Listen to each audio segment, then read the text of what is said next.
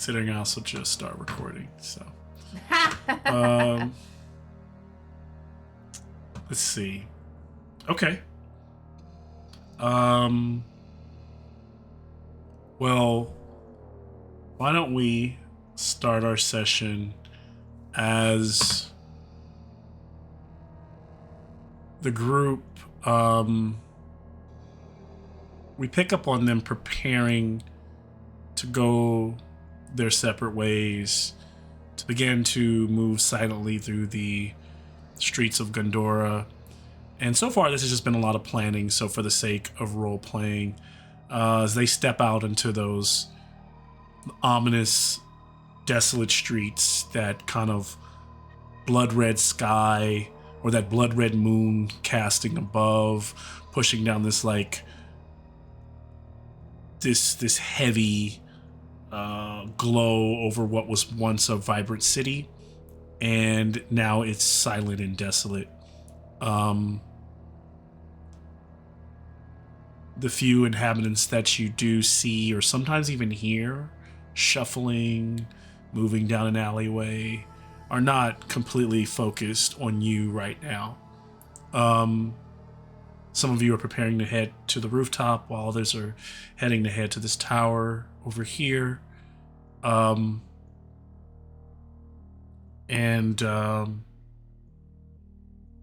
also just, as I've shared before, but now sharing officially in game, of course, that as you step out of that, like, old tavern, you do notice a couple of other structures,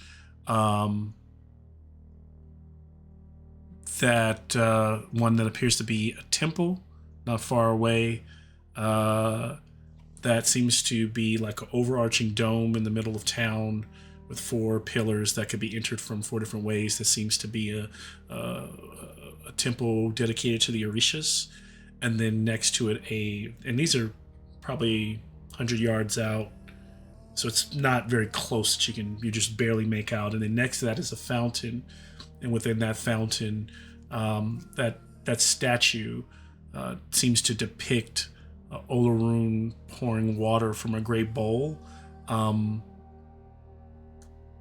Camila would let you know that is the clepsydra, or pretty much how the town was actually uses that to tell time. And so you see those things, but the streets around you are fairly clear right now, so you look like you can move unimpeded. And I'll just turn it over to you all to kind of share anything else that you might be sharing, since we weren't recording any of that other stuff before now. We were all so smart and so quick at coming up with our plan. It was like we were so in sync, it took nothing for us to come up with this plan. And Malcolm supported it the entire time. Malcolm did not express any doubts or fears for our safety and well-being. Not at all. Not at all. Nah. He said, wow, you guys are so smart. This is a great plan. Yeah, it's fantastic. Before we leave the tavern, though, Makeda is gonna drop down in really quick. You guys have seen her do this before, but a quick little offering to Eshu. I'm gonna dig a little shallow hole in the doorway, the dirt floor of the doorway, and bury a gold coin for Eshu really quick.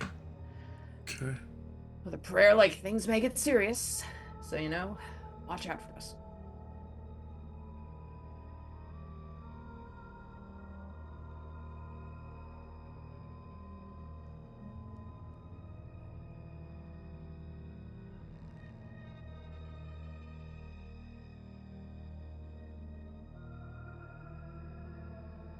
What are you all doing next? I was gonna say, be prepared for there to be some shambling guards within the tower.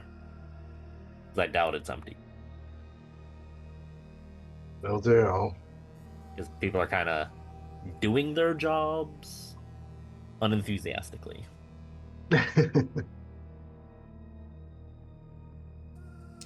And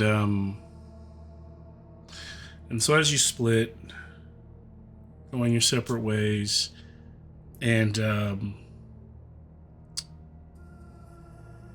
frog friend closes the door and bars it with your raptor inside, your velociraptor inside, and all of your gear that you're not taking, that anything that would be on that cart, is boarded up inside of that little tavern. We will have to share the spotlight back and forth because we have two different groups. Which group do we want to pick up on as they head out first?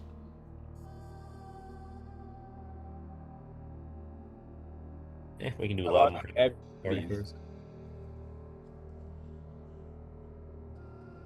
Do we do loud first or stealthy first? Because loud is clearing the way for us. Yeah, if loud is Yeah, clearing loud. the way for us. All right. All right, so loud. So So then, Kazan and Ashton, tell me what it looks like. I mean, as you move through the streets, is there anything that you talk about? You all are a lot closer too, so you end up getting to the tower as the other group is just beginning to disappear across the rooftops as you're trying to watch them. It's not always easy to just look out and spot them either. It's there's a lot of heavy mist that hangs over. Visibility is often obstructed by structures, and the tower is not. You haven't even got to the tower yet, so it's not very high. So you do know that at times you are probably going to lose sight of them. Or at some point, you're going to lose sight of your group, but. Leaning into the will and the intelligence of this old man, this elf who has been around for an age. Kazan, you, and then also with you is Dakarai, who, stout and resolved, ready for combat, is kind of trusting the mage as well. Anything that's being shared between them as they move towards the tower? It's nice to have some arm of my own at this moment. But it can be obstructive.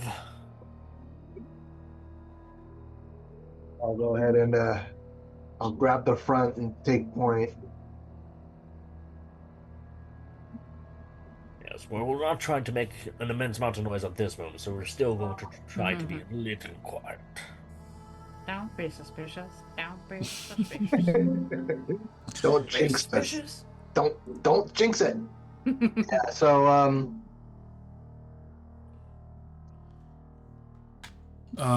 as you travel, you come to the clearing where the guard tower would be. Beside it, where there would normally be a guard standing there, no one's there. A little guard shack, couple of chairs knocked over, pottery broken, maybe wine bottles that were drank at one time. There's a smell of death here. A little bit of death lingers over this entire place, but here it's strong as you realize that there are two guards laid out. They have been, they look dead. The bodies, they're kind of collapsed over weapons, spear, sword here. Looks like they were, there was a dance, there was a fight that they clearly lost.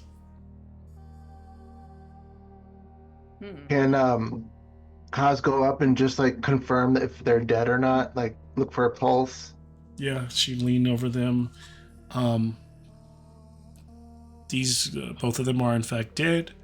Both males, one a bit older, one a bit younger, but the rigor mortis is definitely set in. This isn't something that just happened. And it could have been why, as you entered the gates of the city, there were no guards there. Someone had already killed them. Okay. We'll be sure to let Zombie know. Yeah. The doorway to the tower stands open in front of you. Okay. Ascend the tower. Let's go. So Kaz is just gonna kind of walk up and just test to see if the door is just unlocked. Yeah, it's doors is halfway off its hinge. It kind of collapses, though the wooden door kind of damn near collapses as you push inward. Inside the small 15 by 15 foot space is a small table. Looks like a little bowl of lamp oil that had been knocked over. There's some old parchment papers. As you look over them, just initially glancing, they just appear to be like standard guard writings in common, and then the stairs, these kind of wooden attached to the the inside of the structure that ascend upward to the floor above, the platform above. It looks like you can almost see up all the way through the dark. You can tell that on that second floor is where there's like a opening, a trap door that leads to the tower above. All right. I'm gonna start climbing the stairs, but just watching my footing just to be as quiet as possible. Yeah. Step by step you go. I imagine with Dakarai, with maybe Ashton in between you both. Dakarai at the behind you. Kazan pushes the trapdoor open, comes up onto the tower, where you see another body slumped over with an arrow jammed in his chest. Another guard expired. And then you can kind of see over, and as you look out, you are able to spot your other party, your squishy party, kind of moving along the rooftops in the distance. Okay. I'm gonna turn over to Ashton and be like, should we give him a little cat call, let him know that we're ready? If you have something in mind for it. The only thing I had in mind was to start cackling, as my genes tell me to do to be loud. Can hyenas howl like wolves do? Oh. No, they just like yip, so I was just gonna start doing that. That was my plan. Is that what you do? Well, as long as Ashton hasn't given me the go yet. Okay. I mean, they were gonna initiate start the distraction. Oh, okay. See, like, yes, the whip crack will this be is why I loud, checked. but it's loud enough to where it's difficult to identify exactly where it's coming from, and then as soon as a bunch of noise happens elsewhere, that'll be more distracting. All right. So then, how about Ashton and maybe you and I can figure out the best way to make noise while we wait? Like maybe we can weaken the tower and push some of it down or something, make some noise that way. Clang some of the weapons together. Clang, clang, Yeah. Dakarai looks out, looks at his axe. Good day to live. It also could be a good day to die. And then as the rest of faith, Dakarai. As that's deep. Kazan's just gonna be like, yep, it's gonna be with good people too. Back with the other group, Makeda's group. You're moving. Camila's kind of just trucking along as you all are making these, like, using, the. From time to time, there are all these little walkways that are made like rope bridges that naturally allow you to move across from building to building. Sometimes you have to make a hop here and there, where you don't have to make a check for. Speaking of, in a leap in Dragonbane is, I always forget it, but it's based on your. I think you can leap as far as 8-foot vertical leap. Movement. Leaping as part of a movement, you can make a horizontal leap long as half of your movement rate with a successful acrobatics check. If the distance is a quarter of that movement rate or less, you don't need to roll to leap. So, all of you in the squishy group, give me what's your movement? Normal. So you're. So Speed 14. 14, so 7 spaces. So fine. So 30, so it'd be like, so if it's around 7 spaces, 35 feet. So what, a quarter of that would be 15. So you all can make. I'm not gonna be super anal about it, but I imagine like so. It's like if it's like a 5 to 7 foot, it's not a huge deal. But if it's like anything over that, you're gonna need to make a check, if I'm not mistaken, right? So, are you 7 as well? Because if the number's 14, you're like half that. Are you 7 spaces, Sean, as well? What's your? Okay, just checking. So.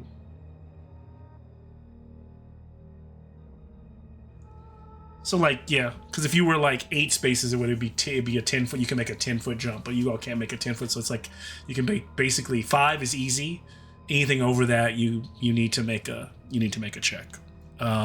So far you've accomplished. You've been little small gap between a building here or a structure there, with no problem. And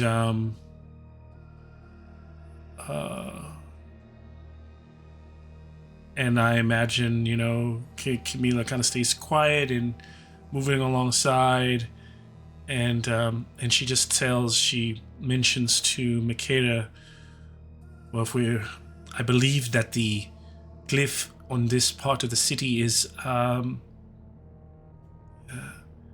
it in another basement? We will find it in the church, the church wall. It's a section of the city where many of the ancient, or not, they wouldn't be ancient, but they would be like the proper, like one of the first built churches of dedicated to Olorun, is where this rune will be.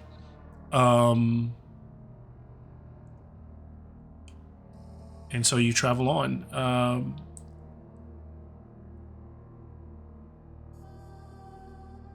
As you approach, as you're moving through these, like across the rooftops, you come to a place where, keeping eyes out for like were husks if we see any. Yeah, you're seeing them kind of down below and things like that.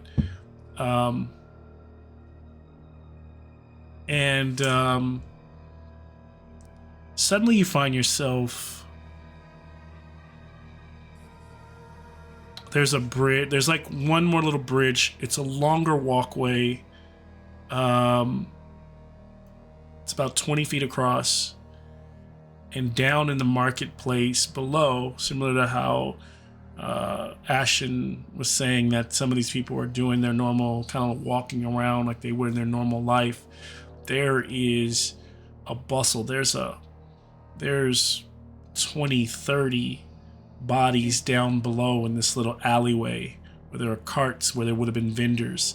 They're not going through the motions of buying and selling, but they are shambling and pushing past each other, bumping shoulder to shoulder, moving through the alley. You can hear them kind of mumbling to one another. Many of them don't have weapons in hand, but the bridge is there. So it's just been unnerving knowing they're below you. But just one move across, you'll be to the other side. Anything else that you do before you decide to cross, or any other questions to me? But that's what you see below you. On the other side of that is within the next 2 or 3 minutes, you'd be at your destination where the church is.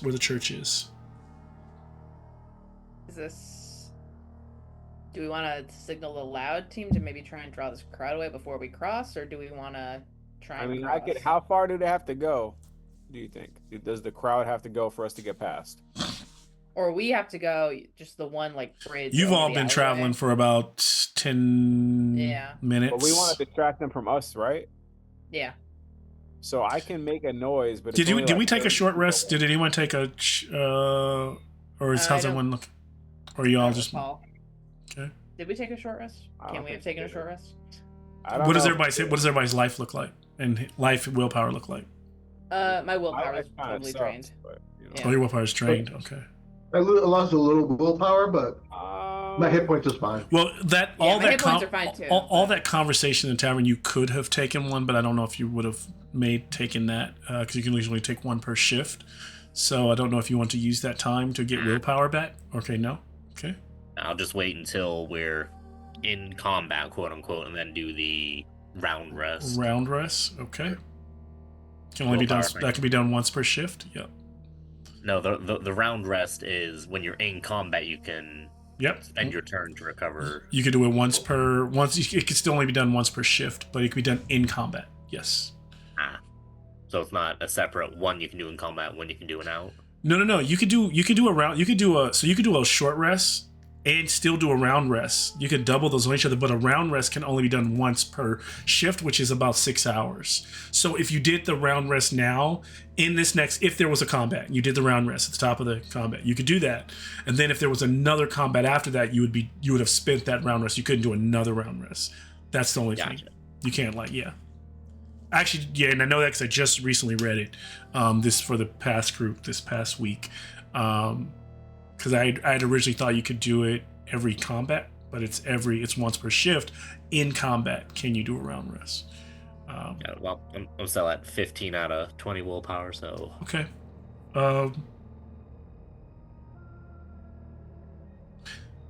Still with the squishy team? What are they? I think we should signal the loud team to... Not Soft. Put some respect on our names. This is a very interesting strategy. You all have taken all of your warriors and put them halfway across town in armor. Because now we're going to signal to the loud team that they should make some noise and try and draw these guys away. We're gonna hunker down in like the shadows of the eve of this house, and we're gonna do a. What if hold on, maybe there's a thing that I can do that might... I can go that far, though. I mean, do Hyenakin have a different hearing range than normal humanoids? So they wouldn't be able to do a whistle that only each other could hear? Like a different, at a high enough pitch? Oh, like a high enough pitch? Kind of a reach. I don't believe hyenas would have it. I don't see it as kind of a reach. I don't know about that. Just because I've never seen hyenas do it, and yeah, it doesn't seem like that. Like Kazan said, they kind of just yip and cackle and yelp to one another. So how these things, they'll go after anything that moves, right? So I was gonna say, because maybe I could like shoot like a small fireball like over in the direction towards like a sort of shooting star. Yeah, like I thought, I don't know, some kind of like, like a flare, but not that to where they know where it came from kind of thing. I mean, that might be too risky. Do you have a fireball? Do you have that spell? Yeah, I got fireball. Okay. Also, I just realized something. It's on the spreadsheet. Yeah. What is the max range that Jumbie can control a skeleton? Because he could just left one skeleton with us to like tap us on the shoulder like when it's time. That's a good question. Is there a range on a skeleton? On controlling a skeleton, because there's definitely a range on you raising one, but I don't think there's anything in the spell about how far away it can get. I haven't seen anything on a range. Yeah, I haven't seen it. Because once they're up, right? Yeah. Like they kind of follow directions. Now, can I communicate with them is another thing. Trying to give the skeleton, you're giving the skeleton directions from maybe not directions though. What if I can make the skeleton, I don't know, instead of a walkie-talkie, we invent a fantasy walkie-talkie. This is a fantasy walkie-talkie. Maybe, yeah, not really like a walkie-talkie. Not cheap. cheap. I don't want it to be cheap. But maybe there's like an effect where like like I make it the stop. Tappy talkie. They're gonna tap us. No, not the tapping. I think the tapping is just like Rocky Talkie. I feel like that's funny. That's cheap.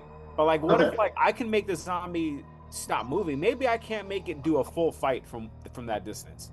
I'll give you that. Maybe that's not possible. Even though I think that they probably will fight. A fantasy but page. what if I'm able to make them stop? Right? I have at least enough control over them to make them like pause in what they're doing, and that's enough to signal the other team to be like, yo, you got to do some shit. How do you feel about that, Malcolm, during Skeleton History Month? Or just the original whip crack, I think is the Well, the whip easiest. crack is gonna come from our side, so these husks are gonna hear that. But then they'll So- make more noise in the distance. Yeah, the plan They'll is they catch hear their that initial attention. crack, so it kind of breaks them out of the stupor, so they're looking around. But you and know then what? they I've hear seen all the enough noise. zombie movies to know that, like, when most of the horde breaks off, a few are gonna stay back and follow that original noise. You know what I mean? I am going to rule that a skeleton will fight. It will naturally do the things that it's so like. If the group's getting attacked, it's going to fight back. Like it's going to, but it's not going to do fine motor skills kind of things that its master is calling outside of like 60 feet. But can I make it pause from as far as we are? Or just have your skeleton with the arrow I don't want shoot it an to do any arrow. signals. I just want it to pause. Can I have enough control over it from this distance where I could just make it, even if it's a subtle pause, like it's walking and it stops walking for a minute? Well, then you might as well just make it tap him on the shoulder. Either way, I think it's the same thing. And so what you're asking for is a you would have to give me a Bane version of your necromancy magic dice roll to see if it works. Just have your arrow skeleton shoot an arrow towards us. I could do that. What do you guys think? Try the Bane just to see if it works. Try the Bane All right. necroticism just to see if it works. Necroticism and Bane. Okay. Necroticism. Oh, wait. God damn it. Hold on. All right. That's success. 2 successes. Hey. Okay. And you are sending an arrow to tell them instead of cracking them. I'm making a dude pause, right? That was a roll for that, right? Okay. That lets them so know the to make the skeleton noise. gives the They gotta signal, start. They gotta start doing the jiggy over there. Okay. The So skelly phone. so this the signal is being translated to Ashton and Kazan. Come on, skeleton. Speak. I know you can do it. Okay. It just keeps pot freezing. It's listening for me. Like I can almost control it, but it's just like what? Hey, Malcolm. Dad, So is that you? I was just thinking about something The question is, can that I was hoping give you can this let me skeleton have done while they were combat going with master? their trip. Okay. It's Is there like, any- start banging 2 Does swords the together? soldier that's dead there have armor on him? Probably not better than yours. The armor on the skeleton on the soldiers. Is that metal? A metal armor? Is a chainmail. It's a chainmail. Okay, never mind. I was thinking of those hard armor. Mm-hmm. I could string it up and then hit it with my hammer to make noise. Or if they I mean, got you can hit the stone Like the with your bell hammer, guy like, from Andor. Maybe. or It's like a shield, or metal- you could hit your plate, or you could, I mean, like if you did want to do that, I'll give you. I mean, I'd say there's a rusty old shield around that can't be used for weaponry or something like that. If that's what you want to do to make the noise, I'm not really worried too much about how you make the noise. I'm just if you make the noise and when you make the noise. I mean, okay. if this is a guard tower, it should have an alarm bell, right? I was thinking that too, actually. Is there like an alarm, like gong? Gong. In this tower, unfortunately, there's not. That's not African mythology. That tower is Yeah, it's not. Yeah. Yeah. All right. So then I'm The gonna Zulus start. had war drums and stuff. Like they still Yeah, have war something. A drum, sure, a drum. Well, also remember this is the structures. Everything that they assume to be there is not necessarily just going to magically be there. So it's a good question. It's good to ask for it. Now the Kibrians are based on the Ethiopians, and the Ethiopians had castles and all this shit. A lot of the stuff is very, very similar. This tower just happened. Did they? I don't think there's any. I don't recall. I don't see any like bell towers. It's probably not how they make their alarms. I think and it's horns, probably, right? Probably horns. Probably wouldn't have been drums either. So, and because those guards have left their station and one is already dead, and maybe the horn went over the side, there's nothing there right now. So you guys are making this noise on your own. Yeah. All right. Well, I'm gonna So that helps you. The Kibrians are based on the Ethiopians. That's basically who they're based on. Y'all could just yell, be like, caw, caw. I don't know. Don't hear it. And You have a nice dwarven song to sing. Give a good dwarven bellow. He's like, you can tell Dakarai is like, just kind of lost in thought, almost doesn't even hear Ashton as he kind of looks and he's like, you think this is a time for singing? As he's kind of preparing, looking out very intently like towards the mist and towards the lower streets, kind of like constantly peering over. Dwarf, I'm about to cackle and start smashing the shield up with a hammer. Ting, ting, so Hello, husks, one and all. in the distance, you all start to hear that noise. You know, some of you who are farther away, you start to hear the group making that noise in the distance, and sure enough, at first it doesn't cause an immediate reaction, but moments later, you start to see those bodies below in the alley begin to shuffle. Some of them going through other parts of the alleyway, some of them going through doorways, but not full blown sprint running, but beginning to. But also not meandering. Like they kind of, with purpose, start to very quickly exit the street below you. And as you wait, as they are most likely heading in the direction of the noise. Give a thumbs up to Jimby and start to creep across that bridge very quietly. Don't be I suspicious. don't want to wait for them to be gone because it'll take a while for everyone to clear up. Don't be suspicious. Don't be suspicious. Don't be suspicious on the rope bridges. Got the name of the city again. What does that sound? Just come, citizens of this city. We're doing a head count. Come forth to the gate. Let's go. Come on. Camila goes right behind Makeda, and Makeda, you make it across. No issues. Cool. I didn't even have to roll for it. Yeah. No, you're gonna try and kill her. No, I'm gonna try and save her. Did Jimby, do you would like to go before Makeda? I mean, before Camila? Fuck.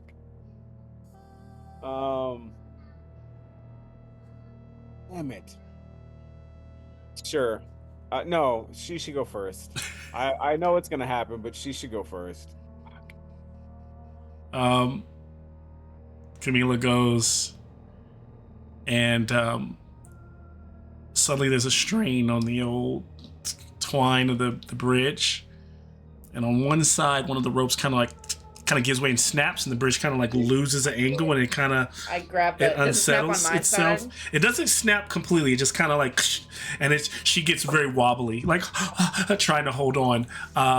So it doesn't fall; it's still a bridge, but she's trying to settle herself, and she's also panicking.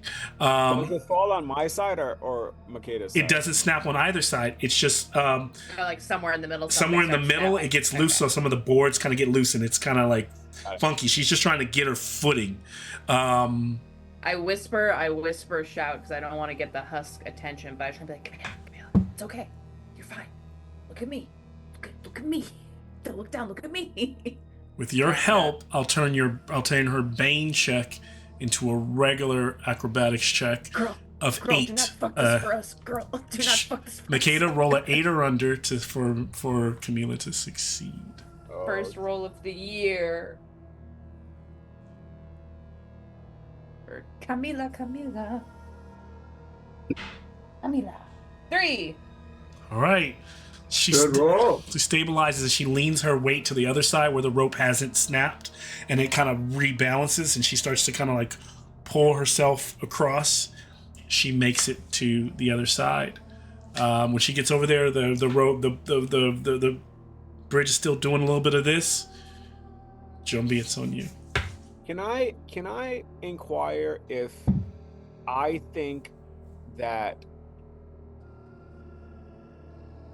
Do I think that the bridge was taxed because she was going slow? Because Oh, man. you know how like sometimes Mhm. like if you go You gotta do across the something ba-ba-ba. fast, it's safer than going slow. Mhm. Can I determine? Can I determine whether I need to go fast or slow across I'll the tell you bridge? this right now. It looks like with the state of the bridge, going faster than slower would probably be better. Okay, fair enough. So I'm gonna look at Makeda and I'm gonna back up a few feet, and I'm going to Have your skeleton give you a boost. I'm not worried about the skeletons because they're And did you give only one skeleton to Jim? So you have a skeleton and a zombie with you, right? yeah. Okay. Should I send them across first? The zombie's slow. You know what? I'm gonna leave them right Zombies move here. like 15 spaces or something like that. Yeah, okay. 15 feet or something. Theoretically, I could leave them here and get them on the way back if I had to, right? Yeah. Or find Could. another way to get them, right? Could, yeah. Yeah. Okay. We could send them, yeah. Skeletons are probably very light. So I'm probably going the skeleton to- would be easier to take with you. You can probably pick up your skeleton. No. I'm not trying that. Malcolm's like, yeah, take the skeleton. I feel like this is Jumbi's thing. I feel like Jumbi would know what's up. Jumbi's going to take a running start and go on all fours and and try to get over across this try to hit Hyena it style. Yeah, like hyena style. Give you a boon acrobatics check. Nice. Acrobatics. Let's do it. And I'm ready to potentially grab his arm if he's within grabbing range. I failed one and succeeded on the other. Okay. Succeed as long as it's a boon. Making it across. The bridge does not collapse. Still swaying. And Jumpy makes it across. And now his zombie and his skeleton are on the other side. What do you do? Do you guys move on? How fast? I want to try to bring them. Let's see what happens. I'll try to bring the skeleton first. Because if I lose the skeleton, that's a problem. That's easier to replace than the zombie, I feel like. Or I feel like the skeleton's lighter. Yeah, he might Faster. be able to. Yeah, and believe they have a movement. Are you wearing an Attack on Titan shirt, Malcolm? I am. I'm like, hold on a second. Oh, are they chibi? Yeah, I'm like, I they're recognize chibi that versions. voice. So good. I'm gonna do a watch of that. I haven't seen that in so long. Man. Didn't it end? Well, not recently, but didn't it actually have like its big finale? I watched it until the first like big hiatus, and then I never got back on it. Same, pretty much same. So your undead can move 3 spaces, so 15 feet. So if he ran, it'd be 30 feet, and then the skeleton would be able to move 20 feet. So if it dashed, would go faster then.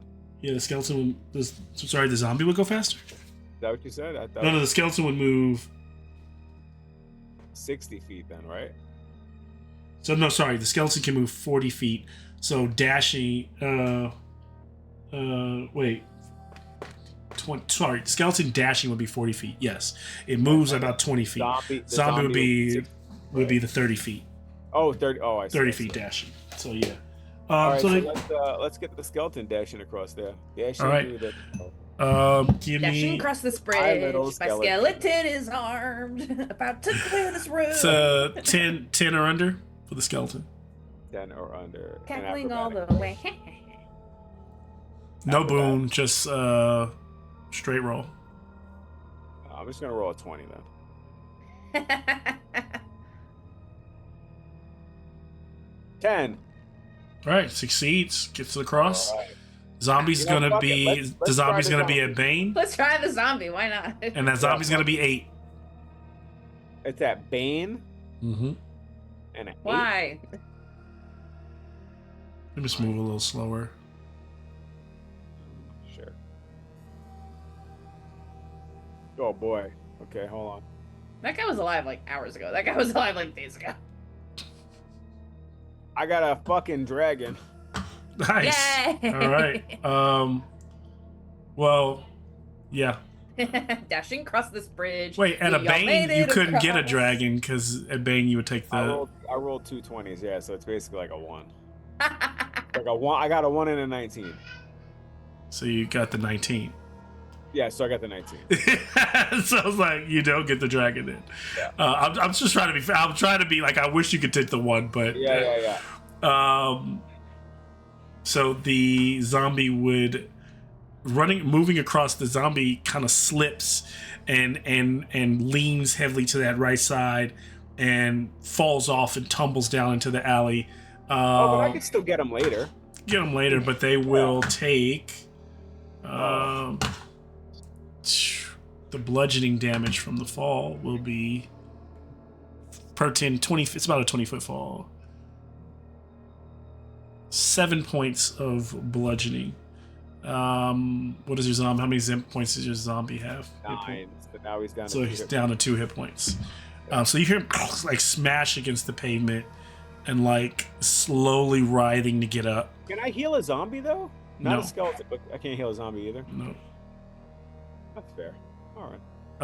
So you're like, he gets up and slowly begins to like work his way Very around the creepy. building. Yeah, trying to get to you. Like a arm is broken at an angle, so it gives you a thumbs up. Like Back on the other side, the group can kind of the group in the tower can like hear kind of that murmuring and shambling, like moving in their direction from a distance.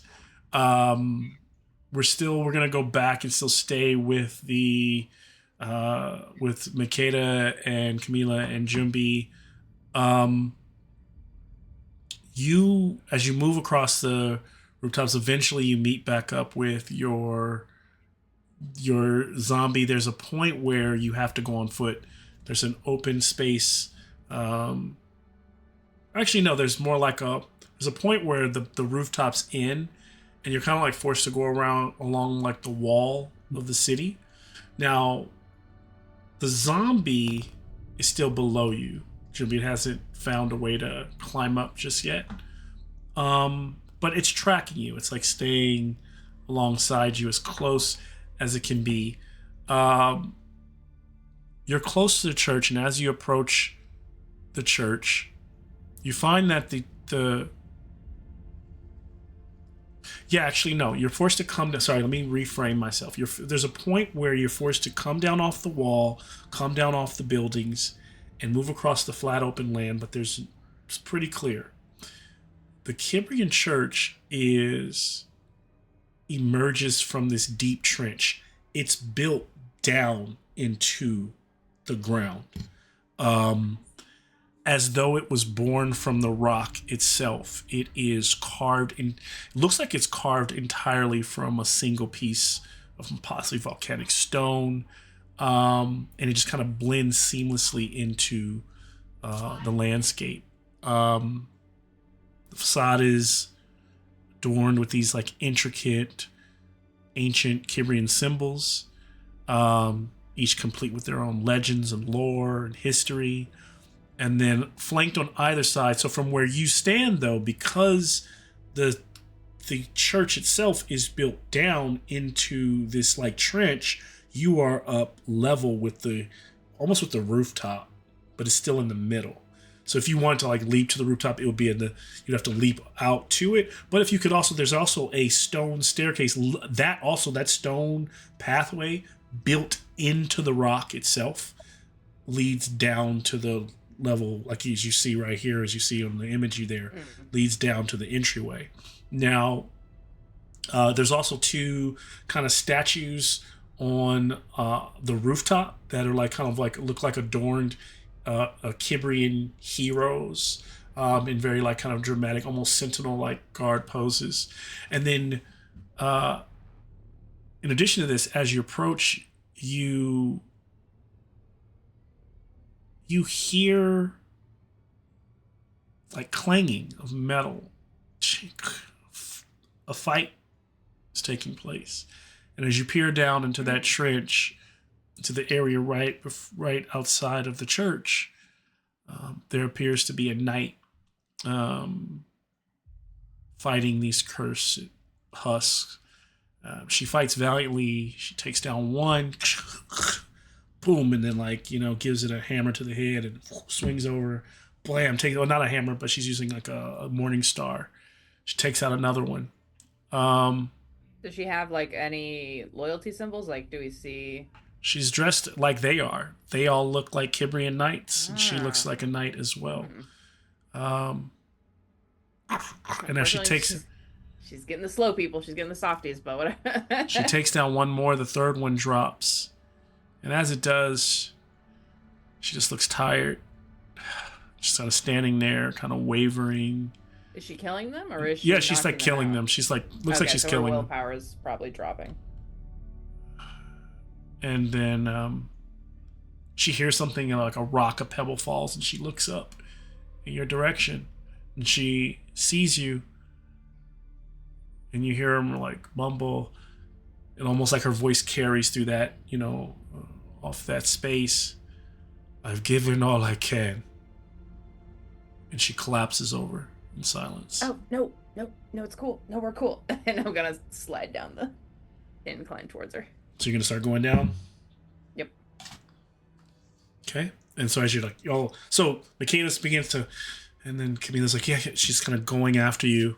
I take it you're following as well, Jumpy, or? Yeah. Which skeleton do we have? The crossbow one or the dagger one? I think we have the crossbow one, right? Because the dagger one is the one that we were saying was across the way over there. Yeah. Okay. Just thinking about what weapons he has. Yeah. Crossbow from here, so.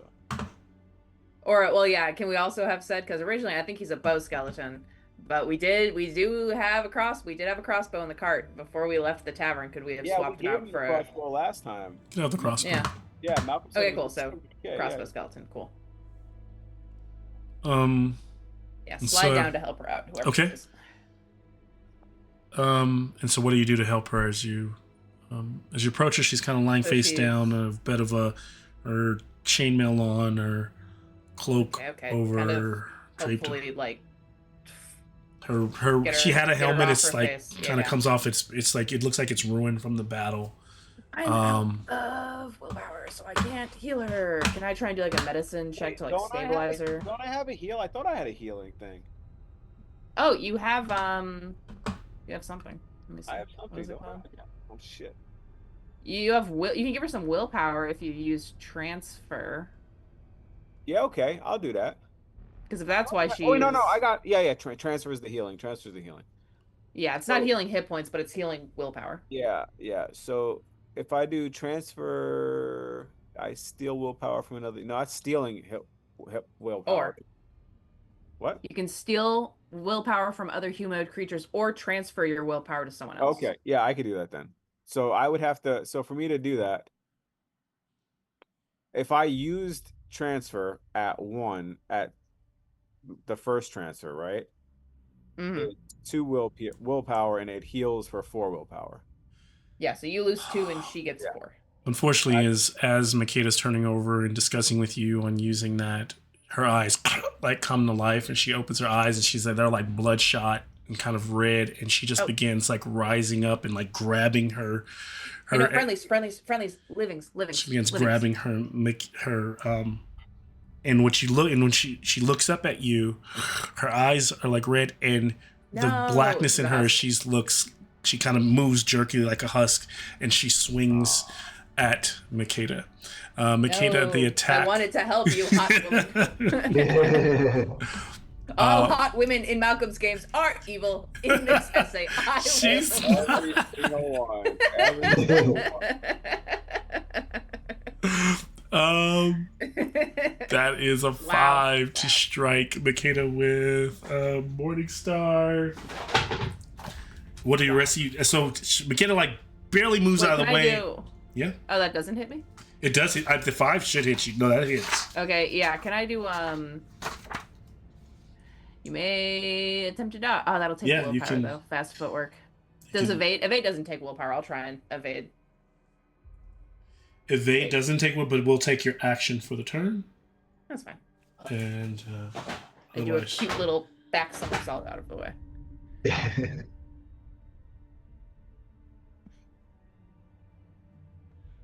What'd you get? Did you succeed?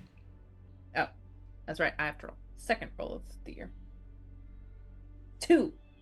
Nice. So she swings. The Morningstar slams into the dust as Makeda leaps out of the way. She stands, beginning to like stagger towards you. Do we want to try and run from her? Do we want to try and like get out of here? No, Sean. Say it again. Do we want to fight her? Or do we want to try and just book it into the temple?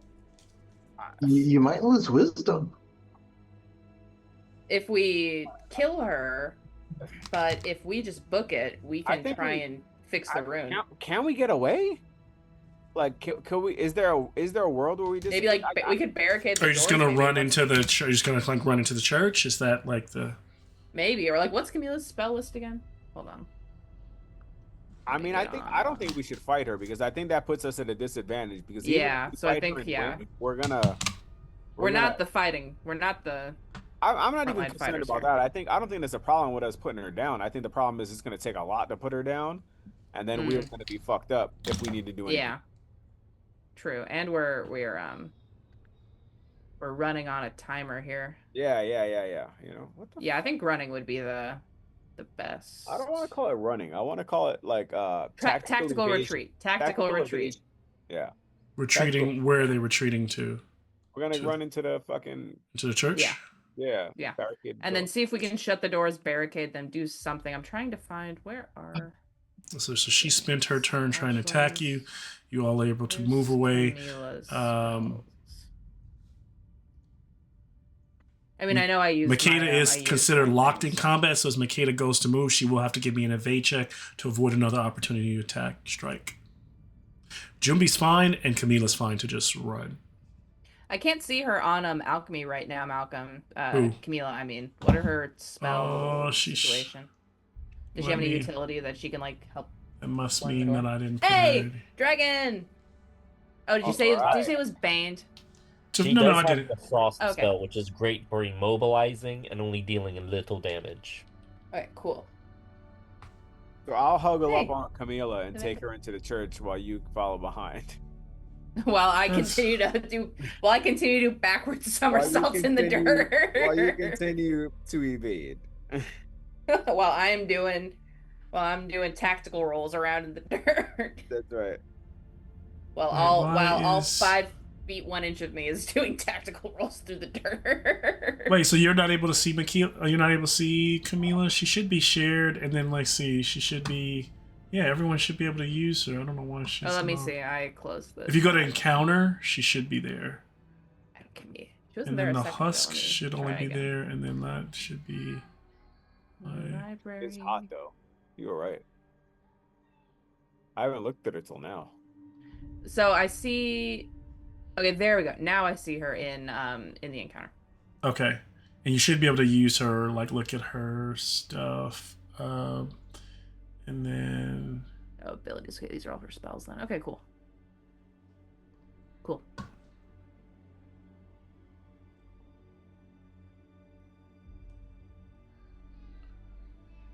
So is she doing something, or so yeah? basically, Once I'm done doing tactical rolls in the yard, I dive through the church doors after everyone. We shut the church doors, and then Camilla. Can she frost the doors? So you succeeded getting the. So you succeeded getting away.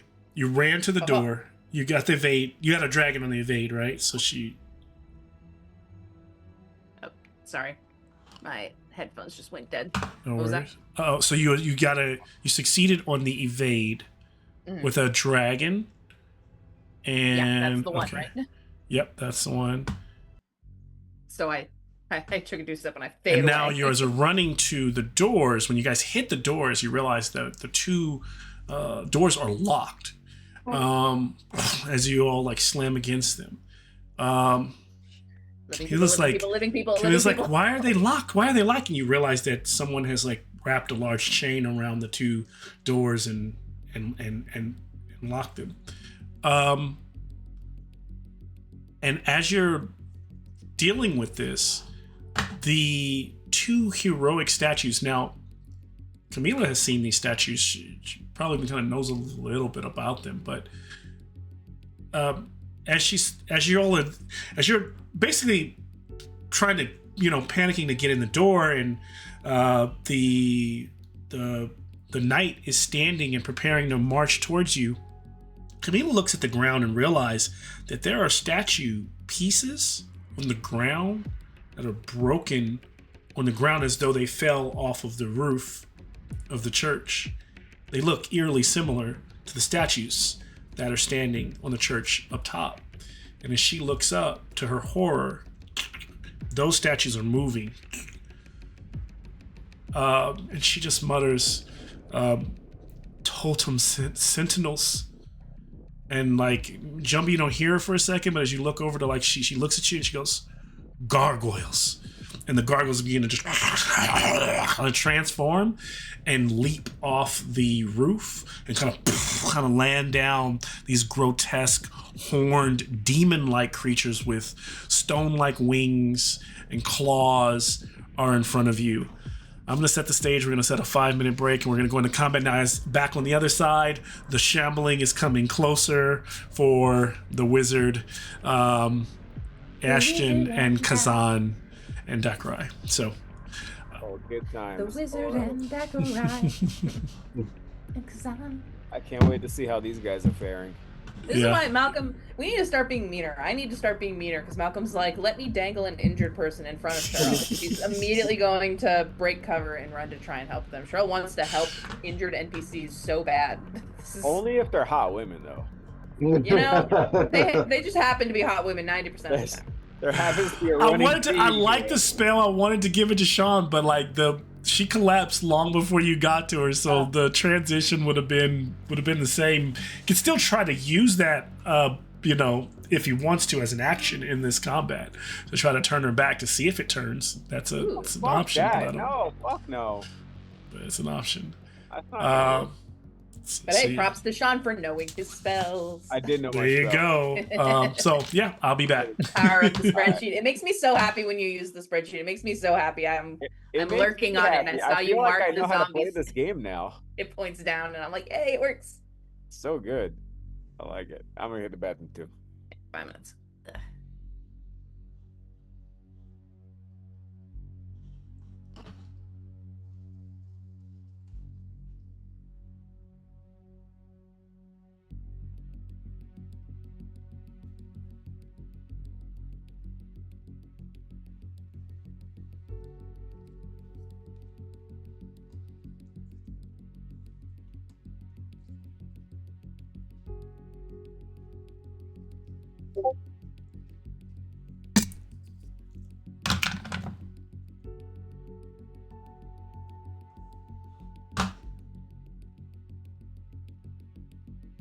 Thought I just saw one of those Silver Knight Great Balls from Bowman from Dark Souls, and I'm shook.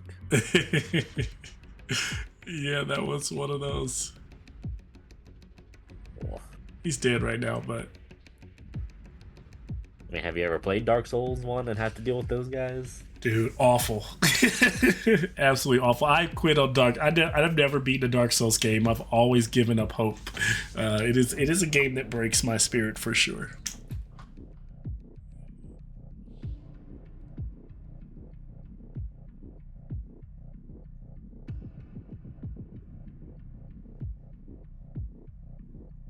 Yeah, just finally beat all the bosses in Elden Ring Night Rain. Jeez. Good shit.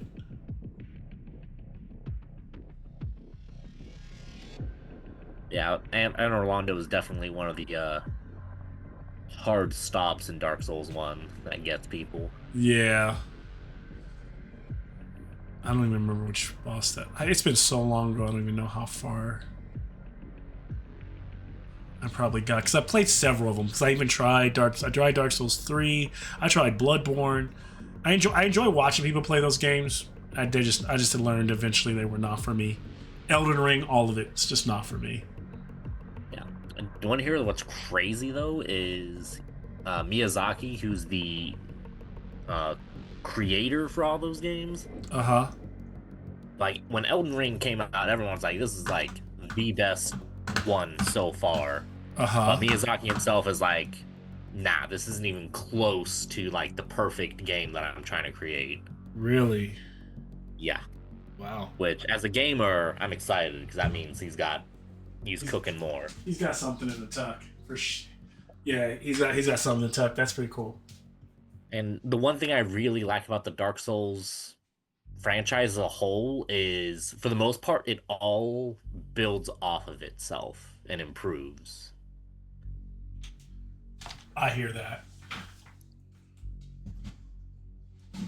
Like, they always try new things in each game, and then they're like, all right, this doesn't work as well.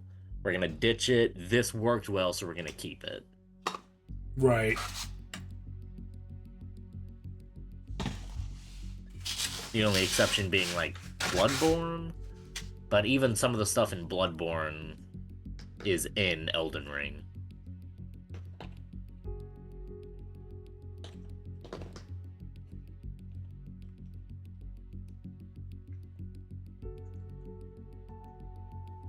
And then Elden Ring Night Rain is really good because it brings back stuff from all the previous Dark Souls games. Like last month, November, Elden Ring Night Rain got a DLC drop, and one of the boss fights is from Dark Souls 1, which is Knight Artorias. I'm listening to you, but I'm also moving around my room, so if I don't respond and you don't hear me, I'm totally here. I'm totally vibing here. Yeah. Man. Like, Knight Artorias is one of my favorite boss fights for both his character design and lore. I think is awesome. And then him getting remastered with better graphics and upgraded moves while still having the core of his boss fight from Dark Souls 1 is really good in Night Rain.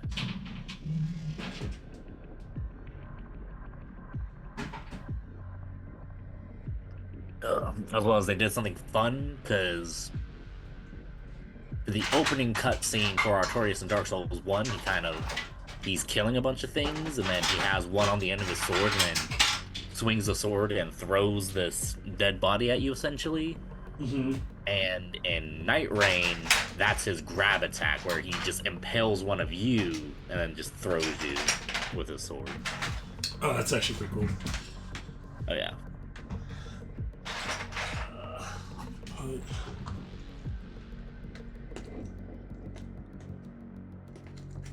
However, I will say them bringing back Moog, Lord of Blood from Elden Ring as a boss fight was not fun.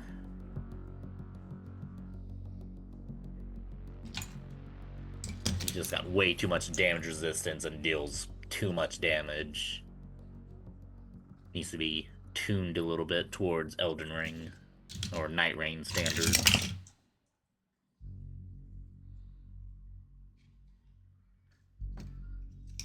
Alrighty. Just saw that Silver Knight and it reminded me of all this, and the way you described the gargoyles coming from the roof was immediately just like, that sounds like that scene from Dark Souls 1. Yeah.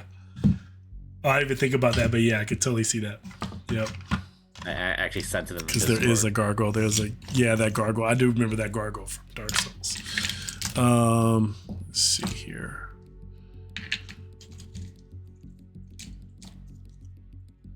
Oh, there's Megatron. Megatron. In his noble era. Mule monster.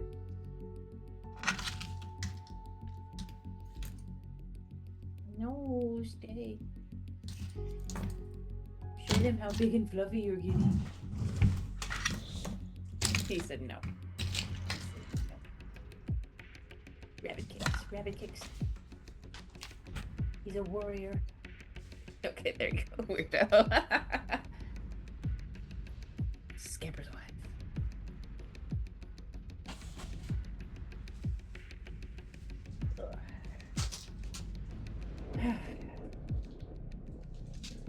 Can't believe this stupid game has me being happy that my first rolls of the year were all like under 10.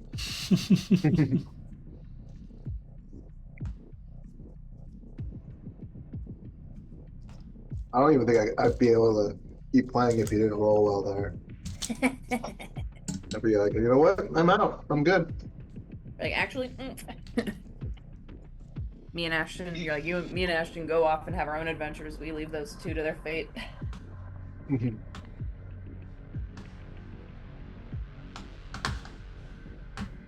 Well.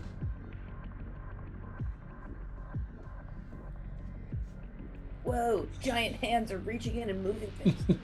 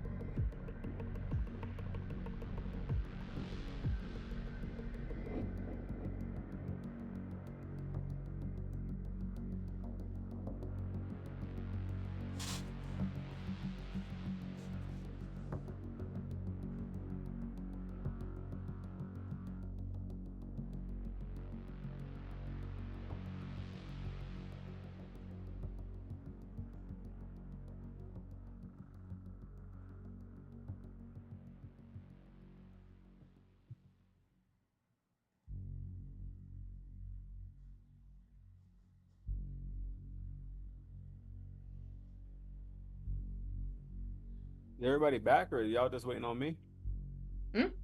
I'm here. I'm ready. I'm here. I don't know if y'all waiting on me or not. I'm trying to finish some shit up, but yeah, I'm here. No, you're fine. I'm just still working on getting a couple things together. Oh, if you're still working, I'm good. I'm not. I was over there doing Yeah, you finishing know, something up. I just want to make sure. Everything updated. Like, it's so annoying because my Legend Keeper, everybody at the top of the year updated their like software or whatever. So like Legend Keeper is different. The freaking my camera software is different. So now it's not like it's supposed to be better, but it's not holding my like inputs, like where I tell it where I want the camera to be. That's not working. So it's like I'm so like frustrated right now, frazzled. But Bro, it took me an hour, almost 2 hours, like an hour and 40 minutes.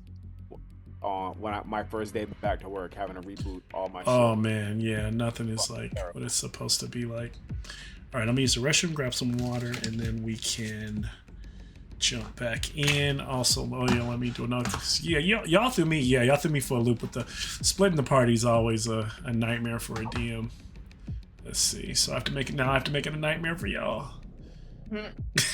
Oh man, we're being punished. Let's see. We gotta put. Boo, hiss. Well, I've done nothing wrong ever in my life.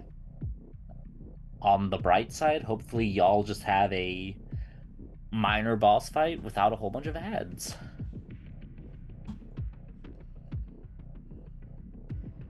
Because even if we all tried stealthing towards it, there'd be a lot of husks. Goose, what are you meowing about?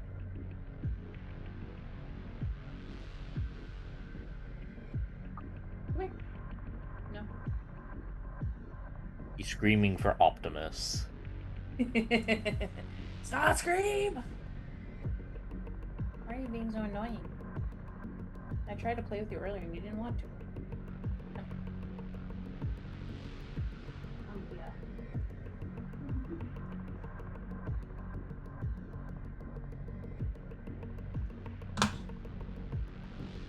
He goes on.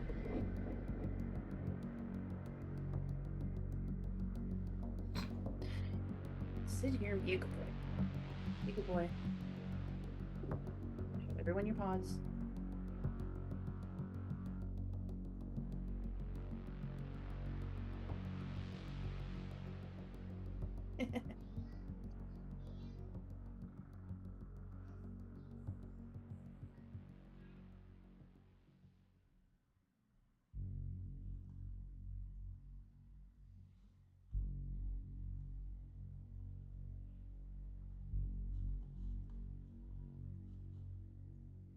It was nice playing as Kazan while this lasted. Never thought I'd be eaten by zombies, but here we are. Duck time. Duck time.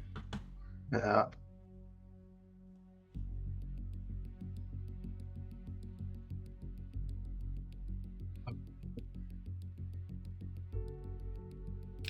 All right, I'll be right back.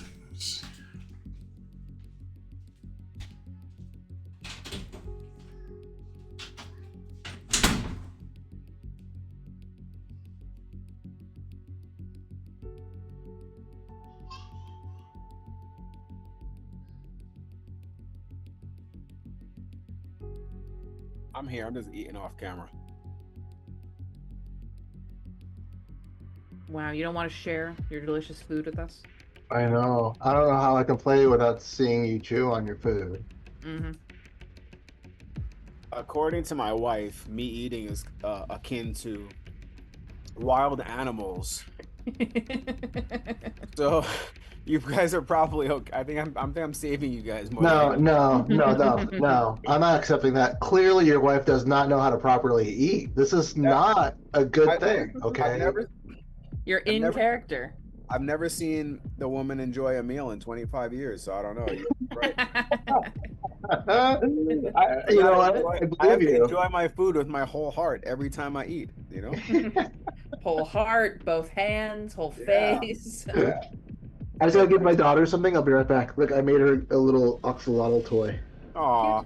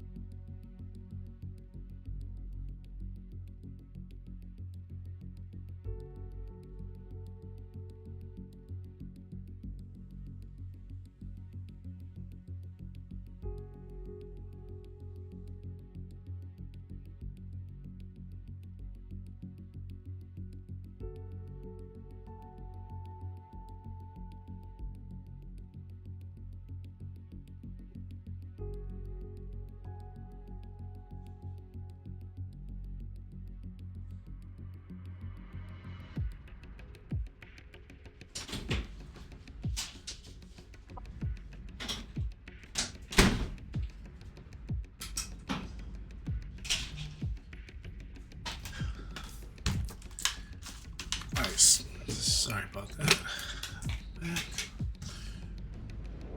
Okay, I'm back. Can you all hear me? Let's see. Yeah. Okay, perfect. In the meantime, we've defeated the bad guys. Oh man, look at We're all Damn it. safe. Yeah, we're Good. fine now. I We're guess so. good. Well, let's move on. Yeah, we rolled for it. No need to make us suffer for splitting apart.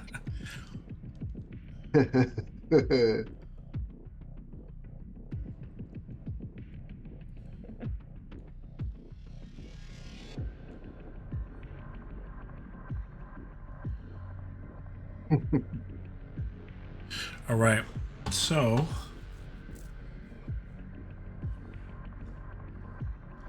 I'll just take Raw back once I see Sean back. I think he's here. Sean, are you still He's here? just devouring his food. He's hiding his shame of eating. That's what he's doing. Got it. His wife has taught him to be shameful. Just say deflowering my food? Devouring. Oh, I was about to say, God damn. Freak. You freak. My ears heard that way wrong. You freak. That was the first time I've heard Shrill actually judge back. Like, okay, that's enough. You're. Listen, I try to give love. I try to Shut give off, peace. Sean. Sean, why are you sitting on the couch? Cheryl told me to. Deflower my food. At this point, it's the same thing. The way I eat. If we ask his wife, she say it's the same thing. Jeez Probably. That's crazy. And I know we're already recording, but I also recorded because Goose is being really cute, so I'm taking a video. And at first it was nice and quiet, and then we started talking. Oh my god, he's so cute.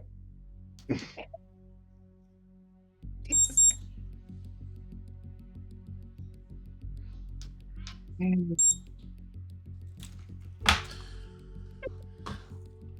So, this is our setup here as the group is trying to break down this getting to the door. Camila's there next to Makeda, who I imagine Jumbi would have been right behind them, along with his crossbow skeleton. Yep. And then it would have been. Sorry, my camera's gonna be. Oh wait, what's going on? Did it reset on me? Okay, there we go. So then we've got our statues that were up here begin to transform, turning into these beasts that we see. Where's my?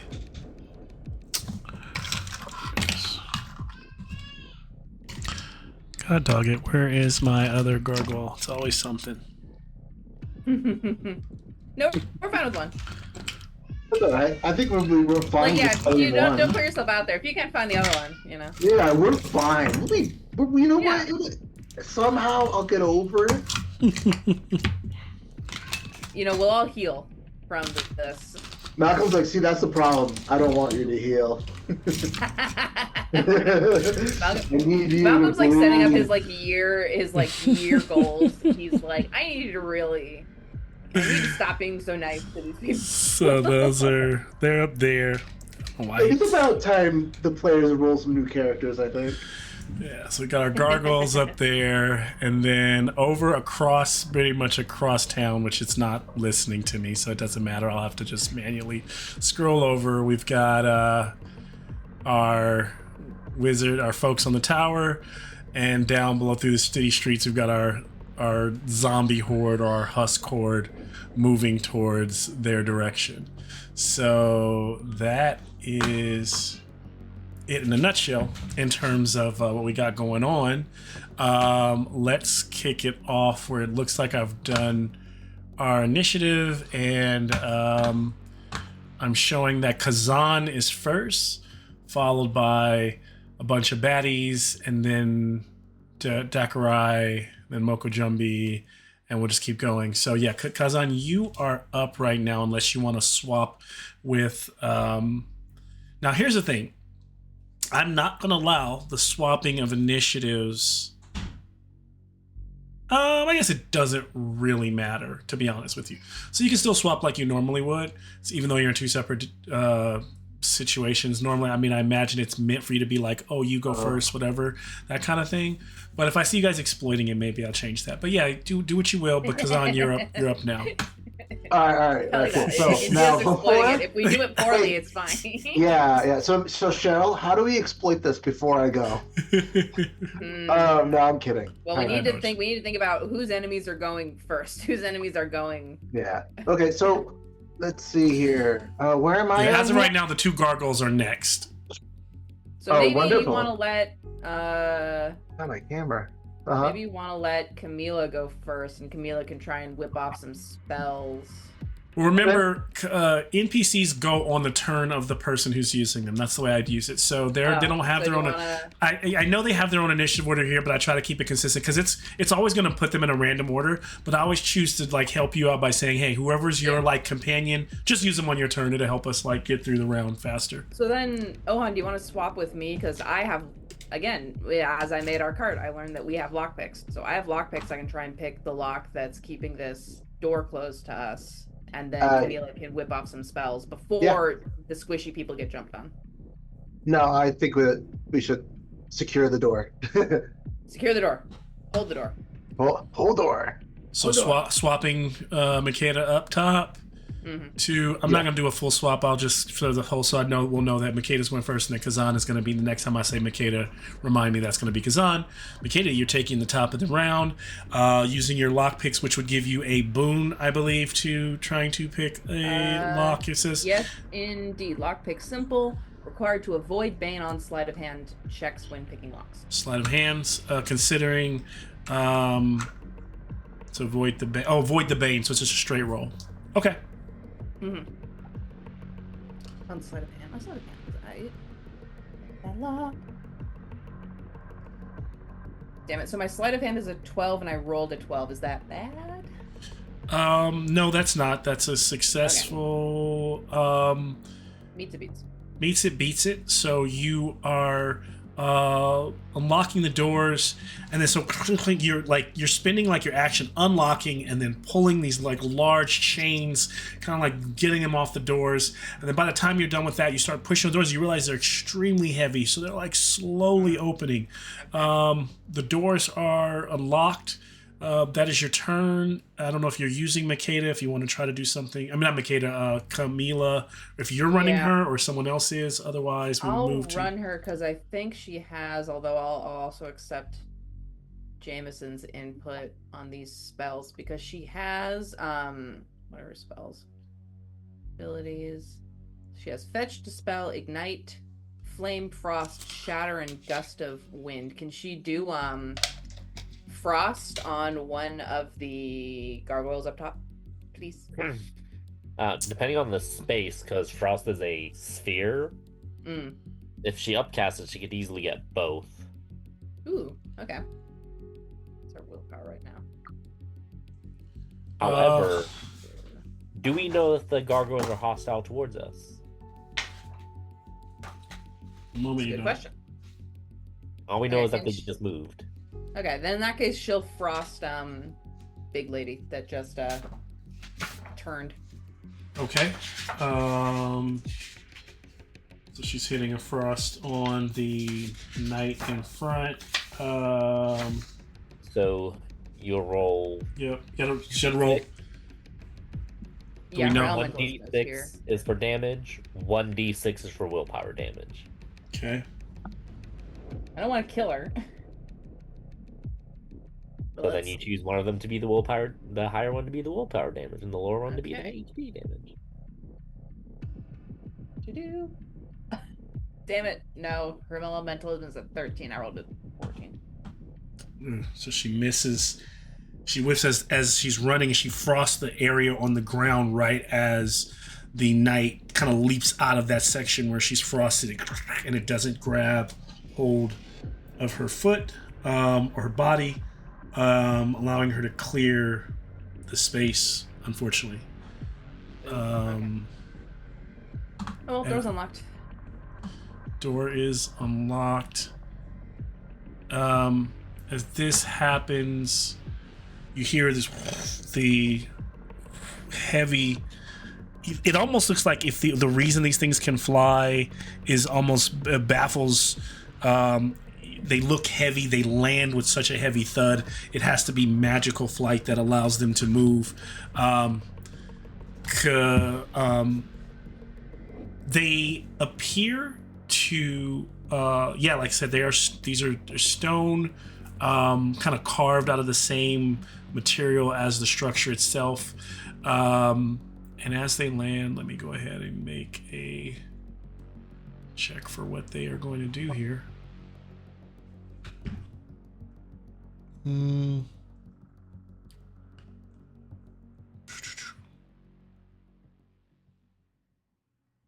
It's so weird. Where is my... Okay, that's weird. So my notes disappeared. Orishas are trying to be on you all's side. Must be... Good job hacking his computer. So as it lands, they didn't say that prayer for nothing. The first one is going to use a crushing totem fist on Jumbi's skeleton. So there's one that one of them appears to it has a like, it's hard to tell whether it's a weapon that's carved or one that is actually holding a weapon. And one appears to have like a halberd and a scimitar in one hand. And then the other has just like its hands, it's like claws. And this one uses that fist to just take a blow at Jumbi's skeleton. So the skeleton, unless it has... Jumpy hasn't gone yet, so I guess you could use your skeleton to try to make an evade and roll a 10 or under. Otherwise, you're going to take this damage because it's a monster. I think my skeleton's gonna try to evade. I think it knows enough to evade. Okay, give me you gotta go 10 or under. 10 or under. What are you eating? Come back here. What are you eating? 8. 8. All right. So the skeleton cannot do anything else this turn. It's used its action. The next one will attack Jumbi with a. Let's see. The one in front of Jumbi will attack with its weaponry, using one of its strongest strikes. You will take. It's attacking with that, like it's swinging the glaive and the scimitar at you wildly. Do you want to try to evade or do you want to take the damage?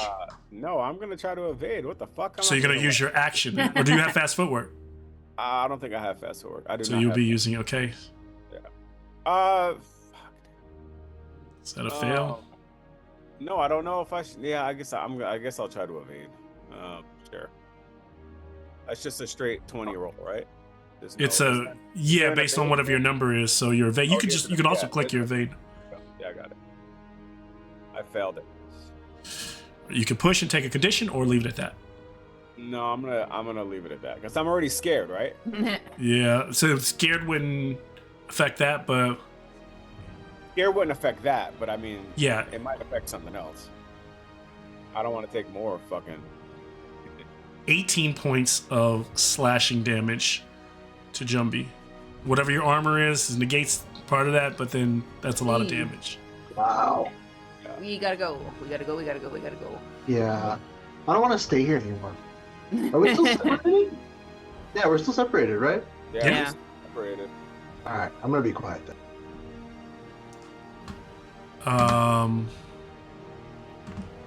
After that strike, one of the knights that's attacking the tower advances forward as far as it can, followed by one of the crossbowmen down below is firing up at 1, 2, 3. It's going to be Kazan, and 4, 5, 6 is going to be Dakarai. So Kazan, it takes a shot. It's going to be 12 or under to hit. 11 does it. A crossbow is 2d6. I'm not going to give it it's just going to be 2d6. So it's not going to have an acrobatics bonus. 6 points of piercing damage at Kazan from the folks below. The matron, who's crazed now, goes rushing in. 5, 10, 15, 20, 25. She gets close enough to get close to Jumbi. She will strike with a brawling using her Morning Star. Jumbi cannot dodge this. It's a 17. She misses. As Jumbi swings, she swings wildly over his head. Dakarai is... Oh, actually, it's not Dakarai. It would have been... Jumbi, it's your turn. All right. Who's in front of me? It's both of them. It's that gargoyle and her? And you can use all your skeletons as well, like even the ones that are separate. This is all your turn, everything that's yours. So yeah, it's her right in front of you. Oh, sorry, I could bring this camera down a bit, right?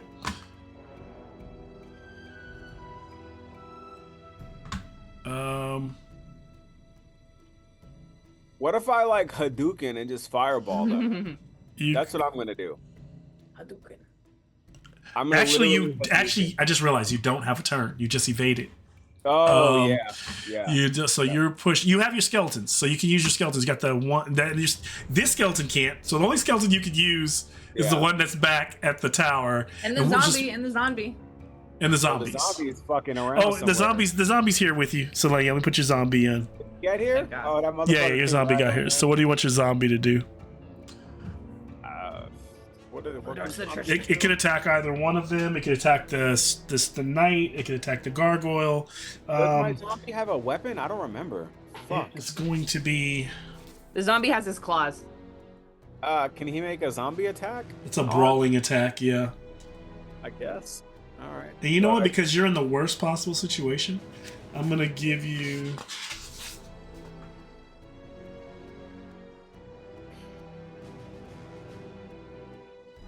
It's not actually.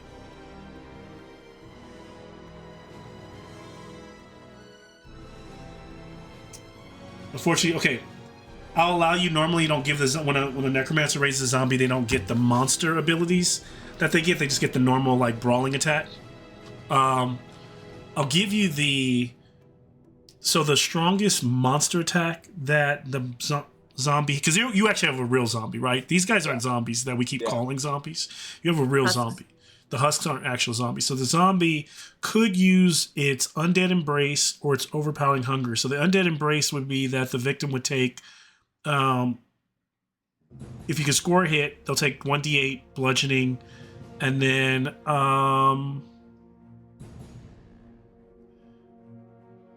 it will try to hold them in place. It won't be able to hold monsters in place. So she's not a monster. If it does this to the gargoyles, they're gonna shake it off. They'll take the 1d8 and shake the rest off.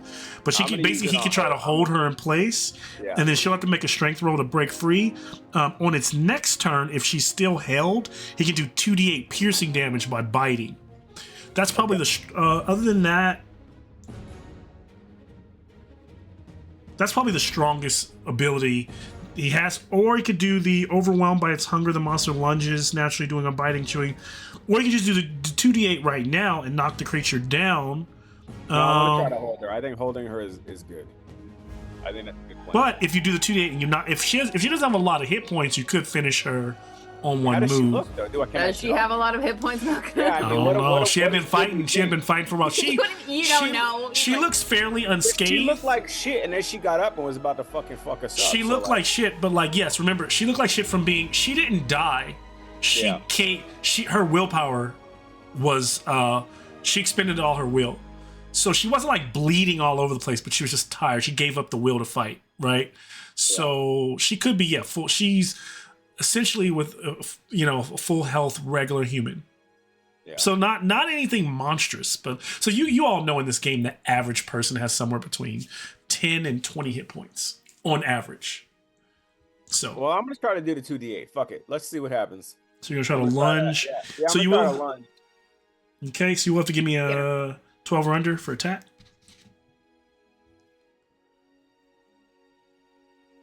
6. All right, that's a hit. Go and roll your 2d8.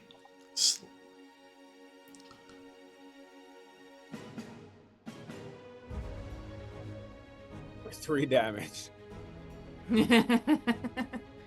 For 3 damage. All right. And she has chainmails, so the zombie's like just chewing on the part of the metal that doesn't get to her. She's okay. I knew I should have held her. Awful. Yeah, probably because you would have held her and then you'd done only 1d8. That still would have failed, but then you'd have had her held for next round. I got you. Yeah, I cut. So she breaks free of that. They kind of like squabbling. Anything with your other skeleton across the way that you want to do? I mean, they're still just on a tower looking down. Does that skeleton have a ranged attack? I think you. No, he doesn't. I have the ranged attack skeleton. Yeah. Yeah. So they're probably holding his own.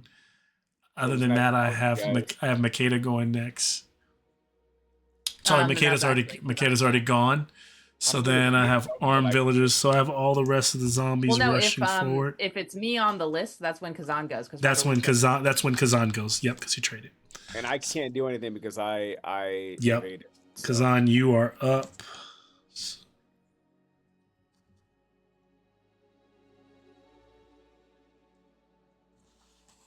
Okay.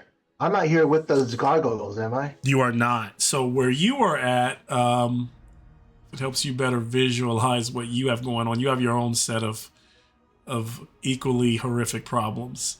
Oh. As all this down here is rushing up towards you all up there. Oh, we're fine. Look how far away we are. Okay, so we're trying to. They just all made that move in one turn, but yeah, and that's not all of them. There's I don't have enough to. There's like this sea just moving towards you. Okay, I get you. All right, and so we're trying to open this door, right? No, you all are up there on the tower. That door is the door that they're gonna eventually come through. When they get up there, they're gonna go through the door that's downstairs and just start to march their way. It's only a 2-story tower. So you probably have like a turn or two before you're full-blown fighting them, unless because also you all didn't reinforce downstairs. You didn't there was no talk of that, right? It was so. Yeah. Okay. Ash, do you want to go first since you're long range? You could maybe bar the doors upstairs. I don't know. I'll leave it up to you all to figure it out. All right. Jason, you there? Yeah, I'm here. Okay, what do you think? Do you want to take my turn so you can throw a spell down there, or should I bar the door? You already swapped your turn. Oh, that's right. I can't do it again. You did. Yeah, this is your only turn that you can take. I'd say that if there's a way I can bar the door or try to reinforce the door from here. All right, I will take. I'll take a crafting check from you to try to reinforce the door with loose wood and maybe some nails that you have in your toolkit and using your hammers. All right, pass. All right, so that will just give eventually every round, the first time they try to break down, they'll be at a bane. Eventually it'll go to a straight roll, and then it'll go to a boon, because the door will eventually start to give. But you've bought yourself some time. What's your crafting check? What's your number? That 14. 14. Okay, so then your number's 14. I'll half it. The number they need to beat is 7 or under. Minute they hit 7, they break the door down. Does that make sense? Because you've crafted it as I gave you the half of what your 14 was because they need to roll low. So it's a pretty decent thing you need to beat. Now, as that's happening, Camila's already gone. I think we're at the end of that round. I think we're moving into the take. All right, let's see here. Sean, we may need to sacrifice your zombie and your skeleton to hold the line while we go inside and find this rune. I mean, I think we're all going to be sacrificed here in a minute. Well, Kazan is at the top of the round yet again, followed by one of the gargoyles, followed by Makeda, followed by one of the knights that's over you're rushing the tower, followed by Dakarai. Well, not Dakarai, but some husks. Then let me swap. Let me swap. So I could use a. Oh, did you get a turn? Oh, sorry. Did we skip you last turn? Ashton? No, I'm saying because. Sorry, we skipped Ashton somehow. I don't know how we did, but we clearly did. Also, if you feel like I've skipped you, you should be able to see the encounter on the side if you're in alchemy. But Ashton, what do you want to do? Sorry, before we start this next turn. My apologies there. Oh yeah. Hand down so I can see below. Yeah. Kind of looks like a stairway to the right of us. I saw that, yeah. Yeah. You want to investigate that? So the stairway is not. I had to move that over. That wouldn't actually be because that was originally from a different scene. And so to ignore that, it would be more so the doorway here on the side. That they, I mean, if they once they smart enough, they would go around through there, or they'd try to climb this face here. They're probably not going to take this stairway here because don't worry about it, it's not there. And Kazan barricaded the door so we can't open it. That's what he just did. Yeah, unless that was not what you wanted to do. I mean, I would have quickly opened the door and tried destroying the wooden stairs that lead up. Kazan has already barricaded the door. I mean, he's put nails in the door now, so. Yeah. I mean, you could, yeah. I mean, this is how things happen when you start having to like make decisions very quickly, Yeah, so just carefully plan my next move. Okay, so he's not going to do anything there. Then we'll move to the next turn and officially. And like I said, Kazan, you're at the top of the round unless there's anyone you want to swap with. Makeda's third in the round. Ashton is farther down around 1, 2, 3. After some bad guys go, Ashton's going to be next. Followed by Jumbi. Yeah, that's our order. Okay. At this point, I don't know if there's anything I can really do right now. Anybody want to... Swap with me so I can get to the room. Alright, we'll swap again.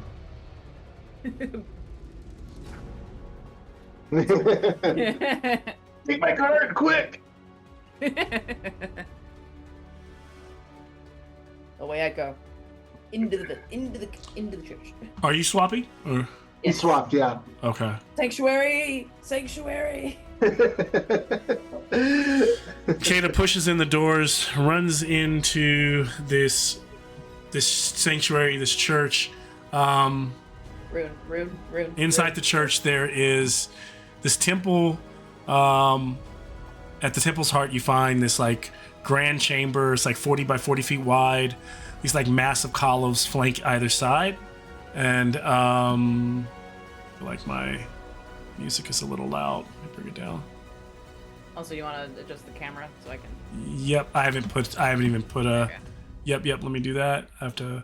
So, as you're rushing in there, third location for Malcolm to have. Large columns beside these is an ancient Yushinaran. There's like Yushinaran like symbols all over, which just means the people of like Ashlands, and the floor is like etched with some other glyphs that you're like don't even have time to like really pay attention to. Let's see. Run. I'm running on all fours. I learned from watching Junbi. This is the fastest way to run. Best way. It's our ancestral way. It's the way our forefathers ran.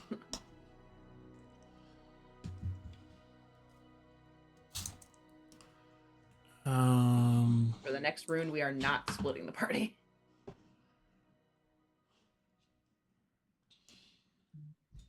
Let's see here.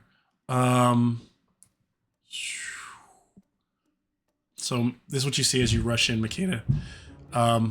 Now, of course, y'all can slam the door behind you and stuff, but you need to get everyone in first for there to be a successful to be safe to even try to like. I'm not even thinking about slamming the door. I'm just thinking about finding the rune. Okay, so as you approach the rune, it's right there. It's right there in front of you in this glorious display. Unlike the ruin from before, it is much more complicated and complex. The other was like one room. This is like a number of them that seem like they need. There are a number of other steps that need to be taken that you start to realize, you start to see it, you start to realize that you start to kind of panic at the puzzle that this rune is as you start to try to read and fuddle with the paper and try to like tell the story of Khalid. You realize that there is a more oppressive curse here, something that needs to be worked through before that is possible. Can I use my... don't want to use my willpower on this. Do I get any sense of what that extra is? It just working for longer on the story, or is there? It is basically above board. It's a. She needs to translate the glyphs so that she can understand what. Because once she's able to translate the language of what's happening here, she could. She'll know how to successfully cast Anansi's spell or lift it over. Like it's almost like you need to identify what demon you're dealing with, but when you're doing an exorcism, it's something like that. Yeah. Gotcha. Okay. Don't have any. So it's not just a matter of like the last time you just made like a languages check and then poof. She could try to pray to. I'm out of willpower. I can't pray. Got it. Yeah. Okay. So, I'm gonna shout out. She can round rest as well. Round rest, get willpower. Get 1d6 willpower back. Okay, I'll do that, and then can I do that this turn? Mm-hmm. Okay, then I'll do that to get some willpower back, and then I will shout through the church door to Jumbi and Camila that this is a bigger problem than we thought. And then I will roll a d6 for willpower. Please. Right. At least a 3. At least a 3. 4. Okay, perfect. Nice. Oh man. Where are we at? Can I do Camila? You can. Yeah. Okay. Is she still outside? Mm-hmm. So she's right behind you. She can like move in. Okay, yeah. Have her move inside and try again. She could also cast and then move if she wants to like try to target one of them. Yeah, I'll cast. Try and cast Frost again. This time, now that everyone's a little bit more clumped up. Let me see. Can she choose her? Now I know Jumbi's there too, and his skeleton. Yeah, so can Jameson knows it very well. I'm gonna like to go there and read it. But does not discriminate friends or foes. It's an area. Okay, but can she get? Because in front of her, I see the gargoyle right by. Is the? So this is the lady. This is the shield maiden. Okay. These are the two gargoyles. This is Jumbi's guy. This is Jumbi's guy, and then all that's Jumbi. Okay, can I get the one gargoyle there and the lady in the sphere? One gargoyle lady and just doing it on the tail end of it. Yeah. I would allow that. Okay, cool. Yeah. The smallest is a 15-foot sphere. Okay, rolling elementalism. Okay, much better than last time. That's a success. 4. So 4 for success. Yeah, and so then it will be... And then, whoa, Jesus. Okay, 2 more 4s for the d6s. So 4 willpower and 4 hit points. I think that's how that works, right, Jameson? Yep. Yep, so... The gargoyle takes no damage. She takes 4, and she'll take that 4 through her armor. So she kind of like freezes and gets locked. They both kind of like get locked into place, though. Okay, cool. And then Camila will run inside the church. Away with ye, Camila. Yeah, so she's inside there. All right, as that's happening,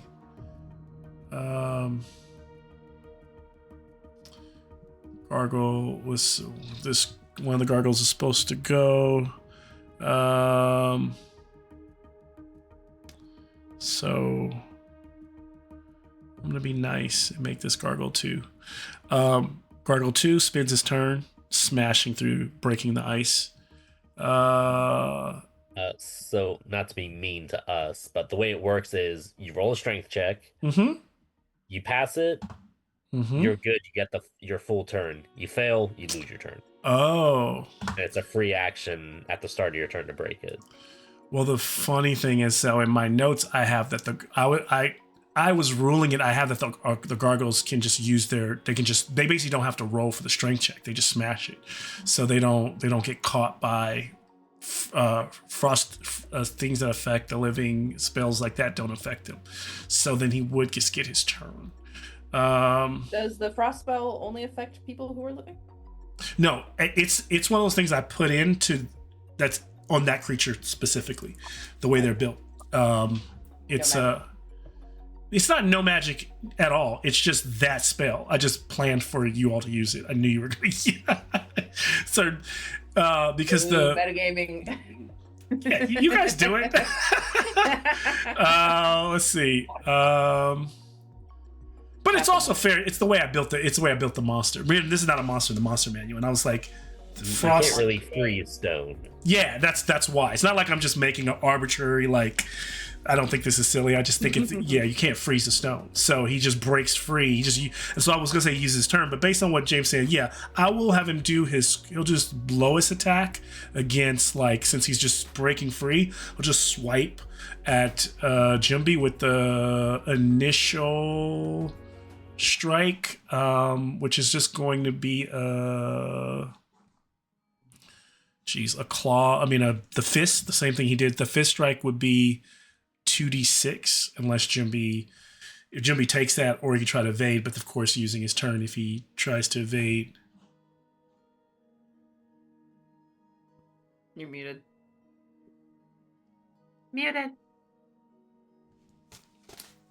I have to evade because if I don't evade, he's gonna kill me. Yeah. Here's what I'll allow, because I don't think I found it in the rule book just yet. Actually, it might be that if you evade, you actually are using your turn and you're stuck in one spot. But I will allow you on your turn to move, provided you succeeded to evade.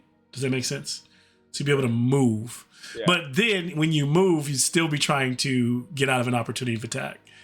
Yeah. So, well, let's evade and see how that works. Yeah. Let's see if you can. Because at this point, I don't think there's a. We're kind of stuck. Let's see. Evade. Let's see.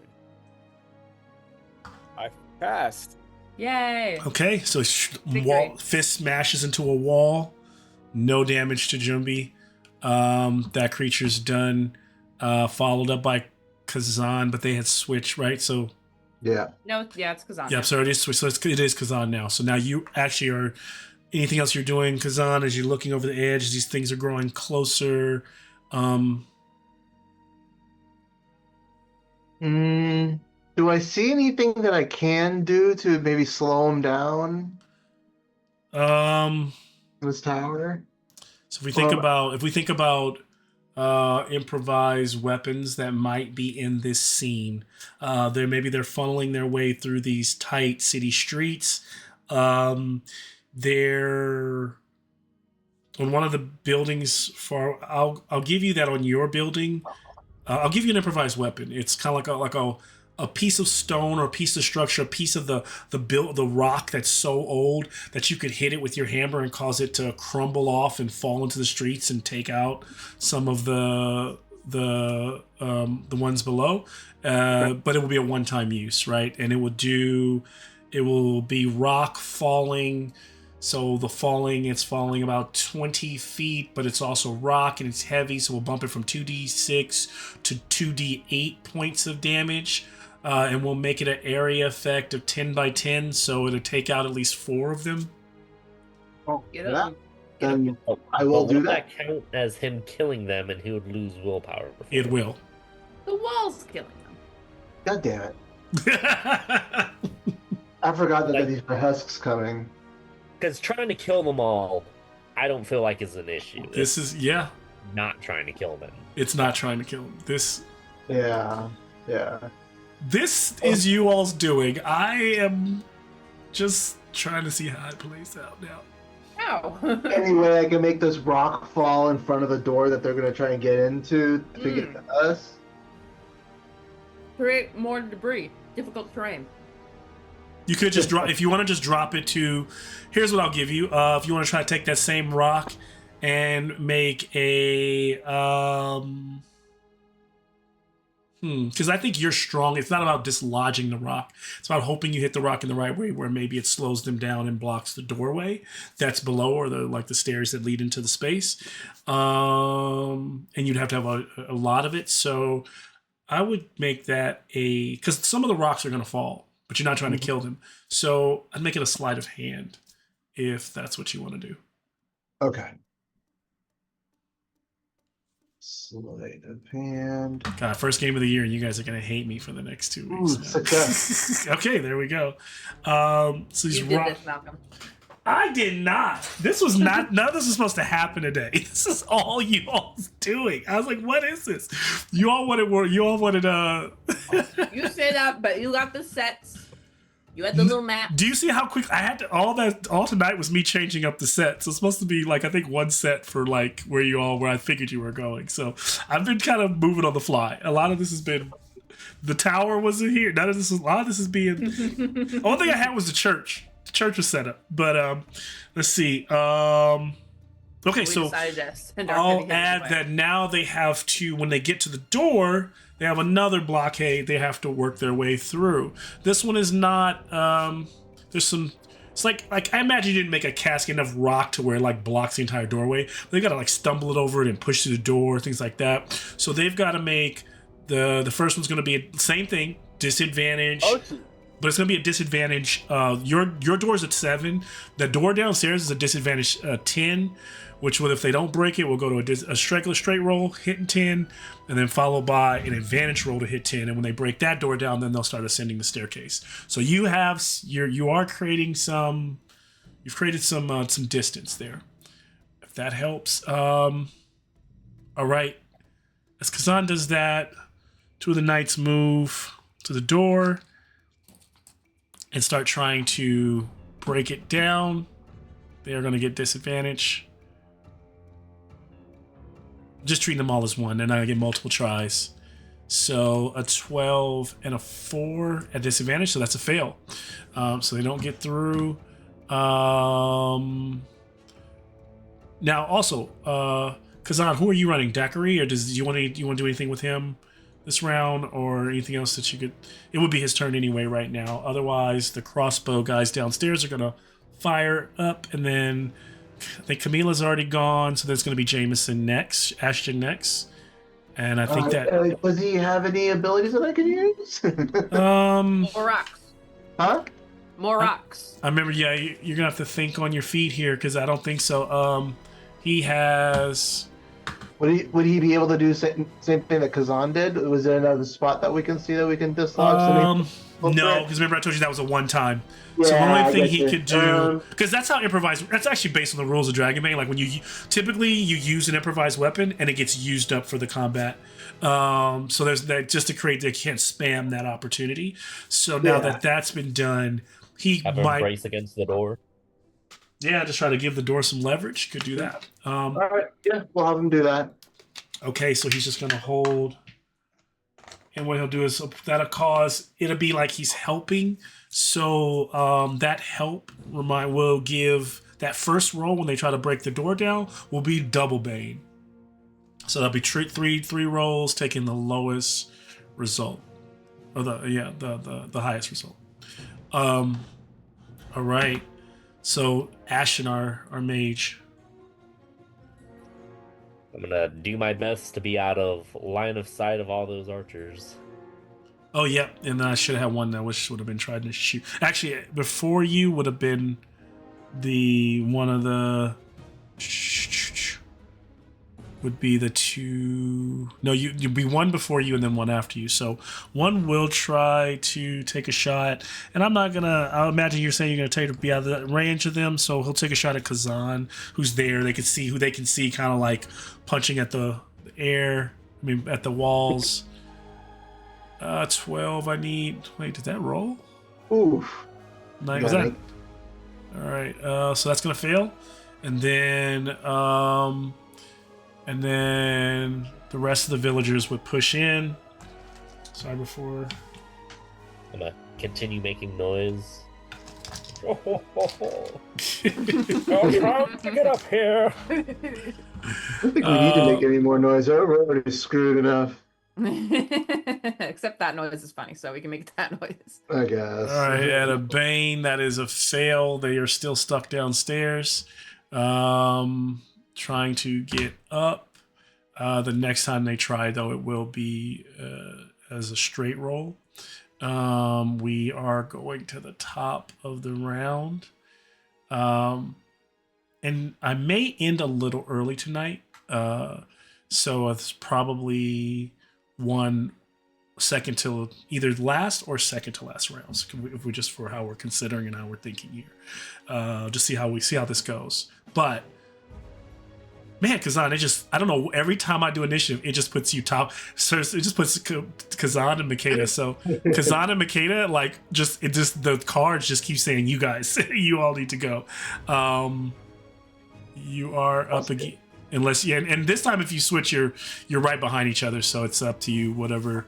Can I help brace the door? So here's, you can help brace the door. Sure, that'll just keep...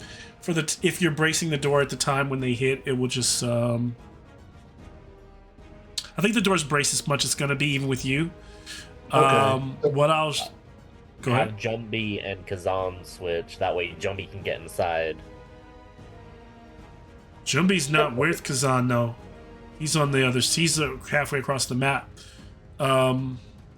I see what you're saying. Sorry, I totally see what you're saying, Jimmy. Yeah. You're saying switch so that Jumbie can get inside, run inside on this round. Yeah, that makes sense. Totally. Jumbie, do you want to try to take your action now? You can, and that allow you to move away from this. You can actually even try to strike the enemy and then move away. I would just want to run inside. I gotta run away. Do you want to try to kill one of them, Run away. or Can I use my skeleton to try to kill killable? one of them? I don't know if you have magic or she's really hurt. The gargoyles haven't been skeleton- touched, my so skeleton try to bite you're it? the only one that needs to get in and close the door, right? So Yeah. So I'll allow you to do. You can take your action and then move, or if I was being anal, I would like use you closing the door as the action. But just the fact that if we're close to the end here and giving you an opportunity to do a little bit of damage or do some damage if you want to, I'll make closing the door a free action, provided you get out of this unscathed, because you still have to make an evade check to not be struck by. I wanna evade, but can my zombie attack her? Yeah. Okay, that's what I want to do. So your zombie can go. Yeah, your zombie's gonna go first. You have a zombie, the crossbowman, and you all right now. So whatever you want to. What's the order you want to do this? I'm gonna do zombie first. Okay, so zombie's gonna attack her. Actually, we're gonna be safe once I get in there. I think, right? Maybe. Which one's the crossbow one? Or one standing behind a zombie? Sorry, standing behind the zombie is the crossbow. Okay. All right. Yeah. So he's gonna attack. The zombie's gonna attack her. Okay. And then the crossbow dude is gonna attack that gargoyle. Okay. And actually, you are okay. So you got the 1d10 slashing for your zombie. Yeah. Because you already did your main super power move. Because I gave you the monster ability. Oh, he can't do it. He can't. They can only do that once, right? Yeah, they can't. No monster can do the same ability the next turn. Even my monsters can't. So you would have to do your regular claw attack this time. Got it. Yeah. Okay. So claw attack. I'm just gonna claw. So you just got to hit 12 or under, and then you do 1d10 slashing. All right. She took. Oh no, he didn't hurt her the last time. No, I got a 14, so he doesn't even hit. Gee. Okay. Okay. I'm gonna make crossbow guy shoot at her then. Fuck it. Okay. See if we can beat the killer. He needs to make an attack, right? Yep. 12 or. And then he's 10. gonna get 2d6. Yep.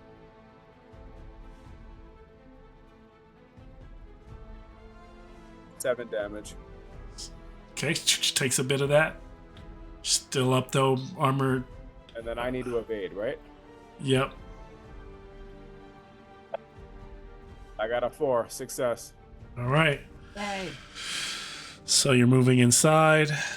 Are you leaving them out there to fight and kind of like to help brunt some of the attack? If I can get the crossbow guy to come inside, I would. Okay. He can't move now, right? Yeah, he can move. He just shot, and he can still move. Oh, okay. Okay, then if he wants to come in, he needs to come inside too. So closing those doors. Let's see here. There's going to be this moment where you're hoping that what you've done is, is strong enough.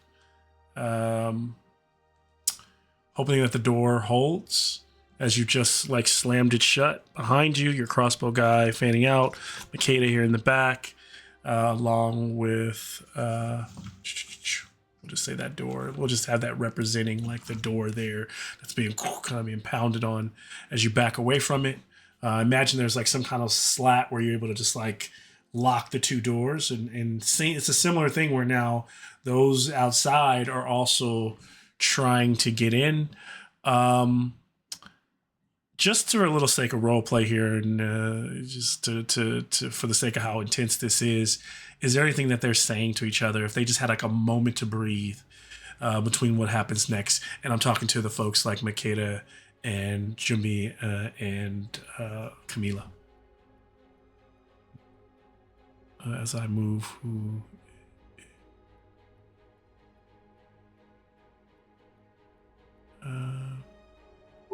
otherwise, okay, nothing. Otherwise, we move to. Jumi looks at Makeda worriedly, and he's like, "If we do not reunite, or something doesn't go our way, we are in trouble." Yeah. So time to make things start going our way. There's no like furniture we can think about moving to like block the door or relock the chain, but on the inside. Churches normally have pews. This is it's like a church. It's a temple. Some of the pews are like smashed and like moved outside, but there's a couple things. Yeah, a couple of those pews that could be moved in front of the door. I've got to stay here and figure this out, but now trying furiously to figure it out. I'm the numbers lady meme, but with language, with Makeda, words. give me a intelligence That's check danger, bro. at Bane. Can I use? So what this is, what I'm asking for, so above board, what I'm asking Cheryl to do is give me in-game an intelligence check to see how on her feet smart Makeda is, because if she is, I can slow down time and give you the puzzle and allow you to think through it a bit before, basically give you like 5 minutes before I move to the next person. Success. My intelligence is very good. Good. 9 out of 17. So as Makeda looks over the sigils on the ground, and Camila's helping her because Camila knows this language. She's like, these are like ancient Kibrian glyphs, but she's like, they're like, these glyphs or these runes were like old world language. They don't necessarily use it anymore. So even it's hard for her to read, but she can tell that the runes as they're ordered on the wall are no longer what they used to be. They used to say something that would have been ordered to like that would be about praising Olarum. It doesn't seem to be that now. I am going to move to this page so you can all see here. I'm going to move to the alchemy. Let me see if I can do a full alchemy. Nope.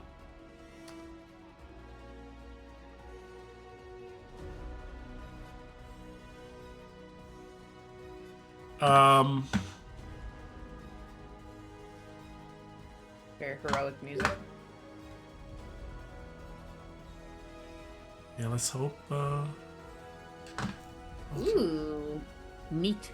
So now this is gonna be there because you are in combat. So the reason these are like grayed out is because you're not supposed to be in combat while you're doing this. So it's gonna make this a little. Malcolm, we weren't supposed to be in combat for a lot of things. So this is gonna make this a little. Here's what I'm gonna do. Let me. So you should be able to go to if you're in alchemy, you go to this little map. tactical, and you'll be able to see the tactical map.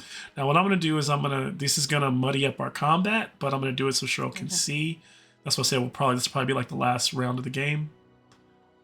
For tonight, because we're going to spend a little more time. Now, just because it's your turn and we're spending a little more time, I also will allow Jumbi, anyone who's there, to help. Now, James is probably really good at puzzles, but I'm going to ask you not to meta. and I'm going to ask. Sandals were invented before I... Well, that really sucks for Makeda because Jimby is pretty much useless. you Sean can help here too. Protect me. Defend me. Shauna is probably just as useless. Don't say that. Dude, I was just complaining today in my work chat because I'm really bad at captchas. Do you guys know what captcha is? Oh, it was so embarrassing this morning in front of my class. I was logging on to get the slide deck up, and they made me do a captcha. I got the first 2 wrong in front of my Dude, I got 3 wrong today. Projecting onto the screen big, wow, and I'm like, okay. That's way worse than mine. Nobody saw it but me. But fucking 3 times in a row, bro. Man, that shit pissed me off. All right. Interesting. Okay, there's not one. Not on the big screen, Cheryl. Shit. On the big screen. We had a laugh. You know them students are talking about how cooked you were too. Well, I was telling them about the reading for this next week, and I'm like, has anyone read that before? And one girl raised like, yeah, something I've read it, and I heard Reddit, and I'm like, oh yeah, you found it on Reddit. Yeah, they post a lot of cool stuff there. And she's like, no, I read it in a book. Jeez. And I was like, wow. Also, to make this one thing that's missing is that this symbol right here, Nosroma, there should be 2 of them. If that helped, there should be 2 Nosromas. Now, what Camila says is that, so on the back of basically what you're seeing this on is you're seeing these, and you should be able to move these. You should be able to click on them and move them. Or you can't. Nope. That's interesting. Like you can't do that? Nope. I can move the map. Like when I click and drag, it moves the map. Okay. Well, I can always. That's interesting. Oh yeah. I know why. Because probably this today when I went in here, I haven't made them all accessible to this group, which I will do. I will start doing while we go over this, but for the sake of time, I'll start doing that. In the scene, you see how you're standing and this wall is like this sigil, these runes are all lighting up. That is representative. On the floor is where these 12 or 13 runes are sketched in, and they all mean certain things in the Kibrian Yushinaran kind of language. And on the spiral, on the circle on the wall, you would see these spaces. 2 of them have been filled in. The others are like hard to read because they like kind of like flickering. So basically, using the alphabet, using the symbols on the floor, you can fill in these up here. Now they spiral. If you look closely, if you were to click on them, it should, which it doesn't right now. I don't know why. If you look at them, like if you see me hover right there, you'll notice it says 1 on the night. 1 meaning in reading left to right in a spiral. 2 would be here. 3 would be at the top. You can also find them in the on the side if you need to, like you could also scroll to like that one and open it up. So like 7 it reads around in a circle. It reads around in a circle, spiraling towards the center. So 7 would be and all will live in. So 1, 2, 3, 4, 5, 6. So 7 is all will live in, right? And then based on these, when you look at them, what do they translate into? It seems that Camila's like these glyphs need to go in order. You need to choose which glyphs go where in a short amount of time. Where is this movable map? That's not an alchemy, right? What is it? It's It's an on alchemy. alchemy on the right next to the list of cards, on the left of the list of cards. Look There's at a the little like hashtag pound symbol, and that's the and I'm making them where you can all grab them right now. Interesting. Princess So- their union consummated by. There's 2 8s, Malcolm. There are 2 8s. Weird. I don't have that. I don't even see that map. Is it in handouts? 1, 2, 3, 4, 5, 6. Did I?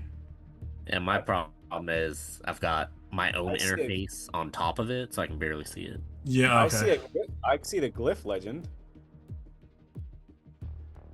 Oh, it's in tactical mode? It's in tactical mode. Oh, that's why I didn't understand that. Okay. Yeah, you have to go to tactical mode to see Yeah, it. so if that's 1, right? 1 and then 2, 3, 4, 5, 6. So it's 1 and a 6, right?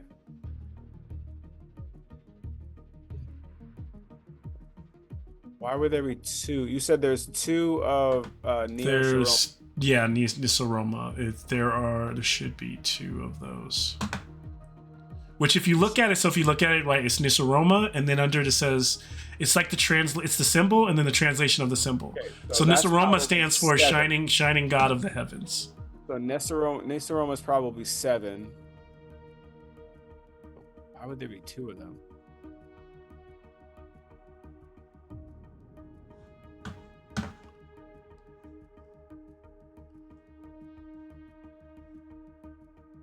There's 2 number 8s. There is no number 7.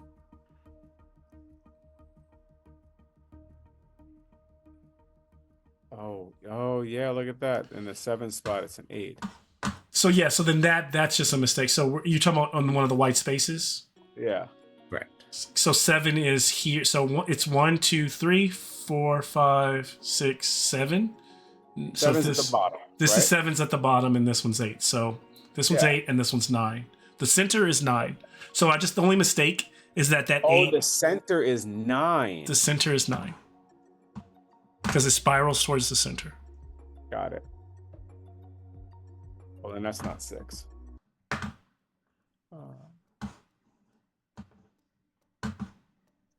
Night. So that would be.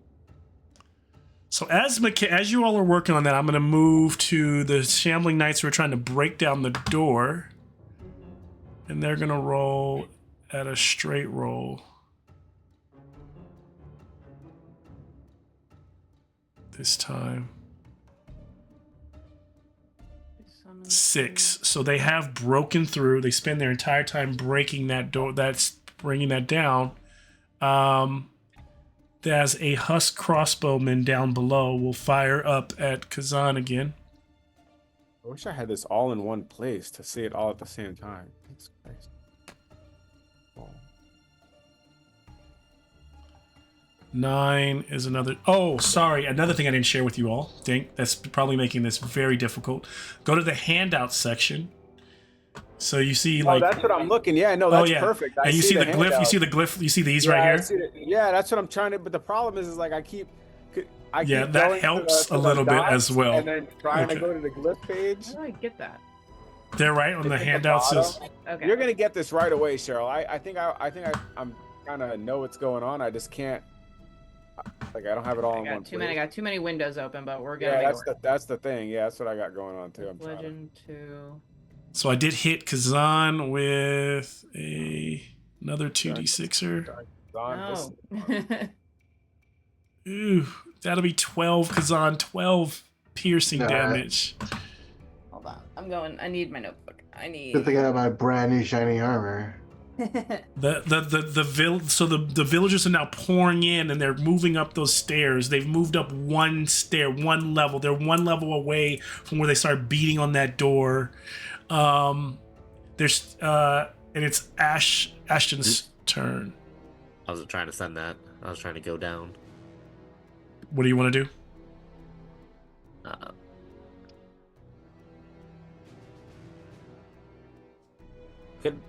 Could I instead use my turn to use a reaction to Stonewall for Kazan so he doesn't take 12 damage?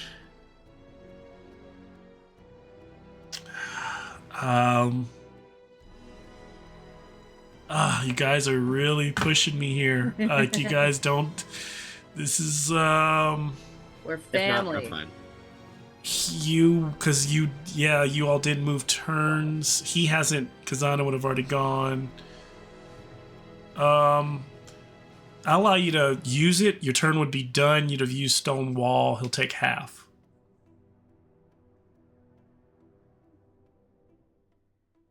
Actually, I'll just do a. Are you allowed to do medicine checks during combat?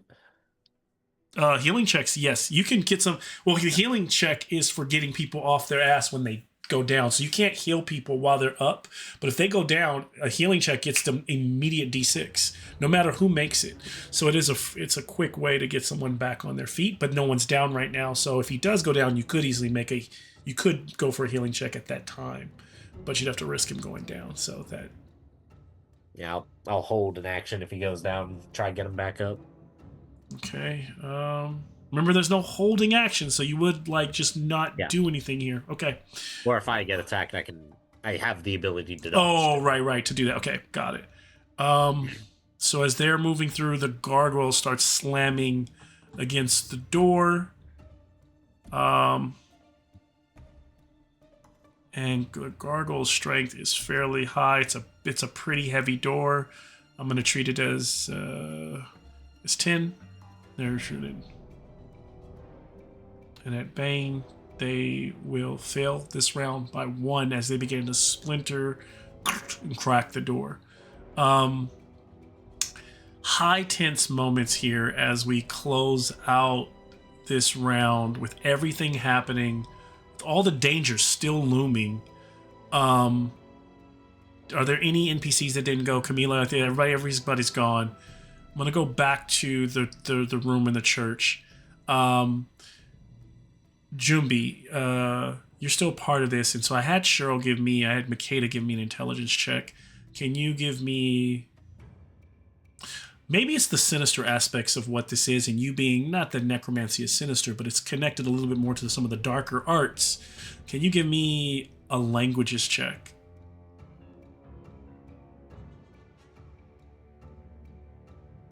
Success. Okay.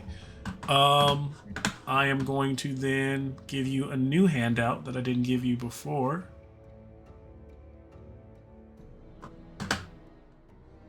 And so what Jumbi sees and starts to put together is that it reads what's going around in a circle so far, which if you put it all together, this is what it reads. But there's still blanks.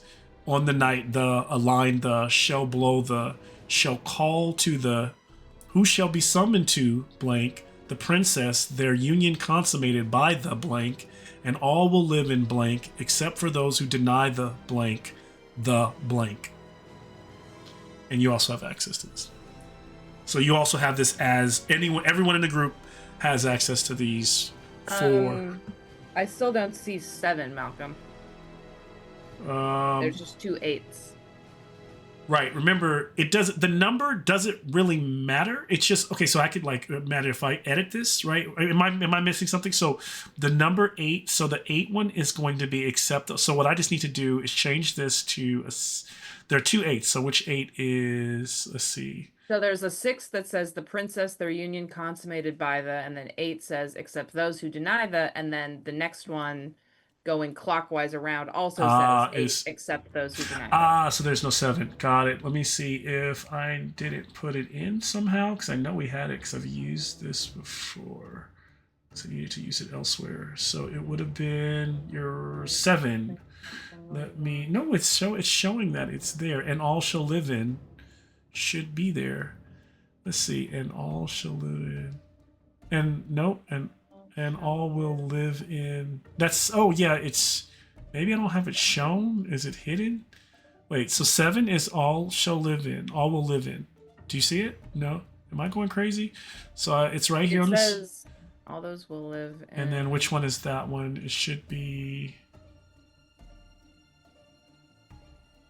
Okay, yeah, so it's except those it's there. So what it is just that there's just 2 8 empty spaces, and it's confusing. So I just need to change that 1 8 empty space into Except those who I need to edit.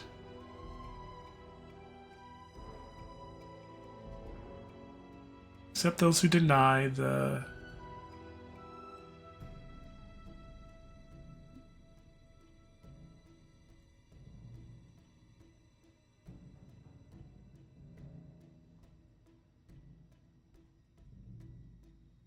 Big say sucker. is Okay, I've got that one. Got that one. yeah, I think I'm trying to see what I'm missing here. This is 1, 2, 1 on the night of. That shall call. So is it 4? That's the 4 should be. To the.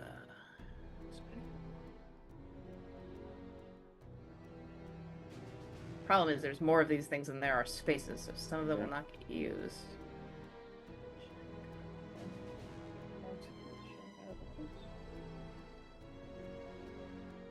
Oh, I see what you. Yeah, there's the. So that space at the bottom. I'm sorry. This space right here. Yeah. So this one should just. This one is the only thing that's wrong. It's doubled, which I see what you're saying. It should be an all will live in. This one right here should be an all will live in. So if I token it, put it out here. Sorry, it was there, it just wasn't on the board. So this should be removed. Sorry about that. So it should all live in. And then that one should. So that now it should all read correctly. On the night, the moon and the star align. So it starts with Ostrom.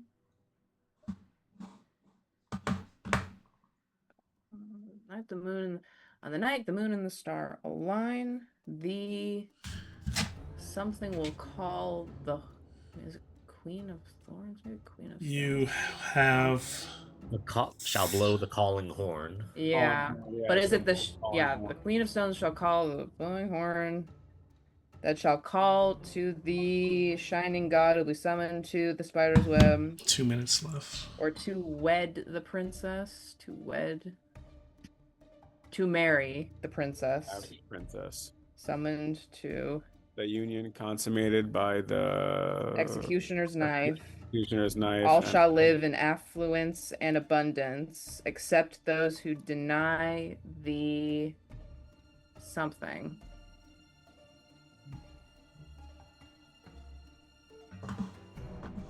Remember, these two are already in.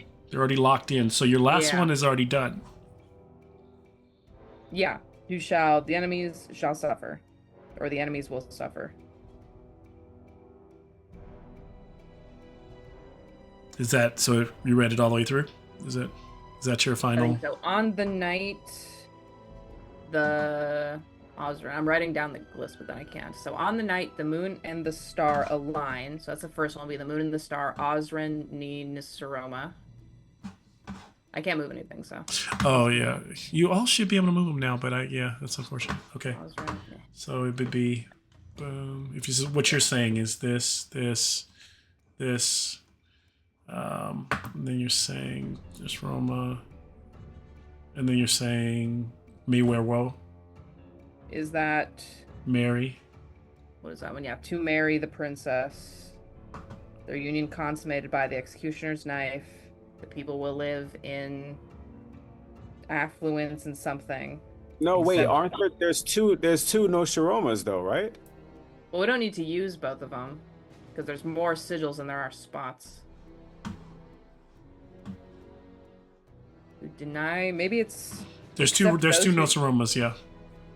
Maybe it's except those who deny the heart. Yeah, maybe they're where did they use the first shining god of the heavens? Right here. Yeah. So it's the.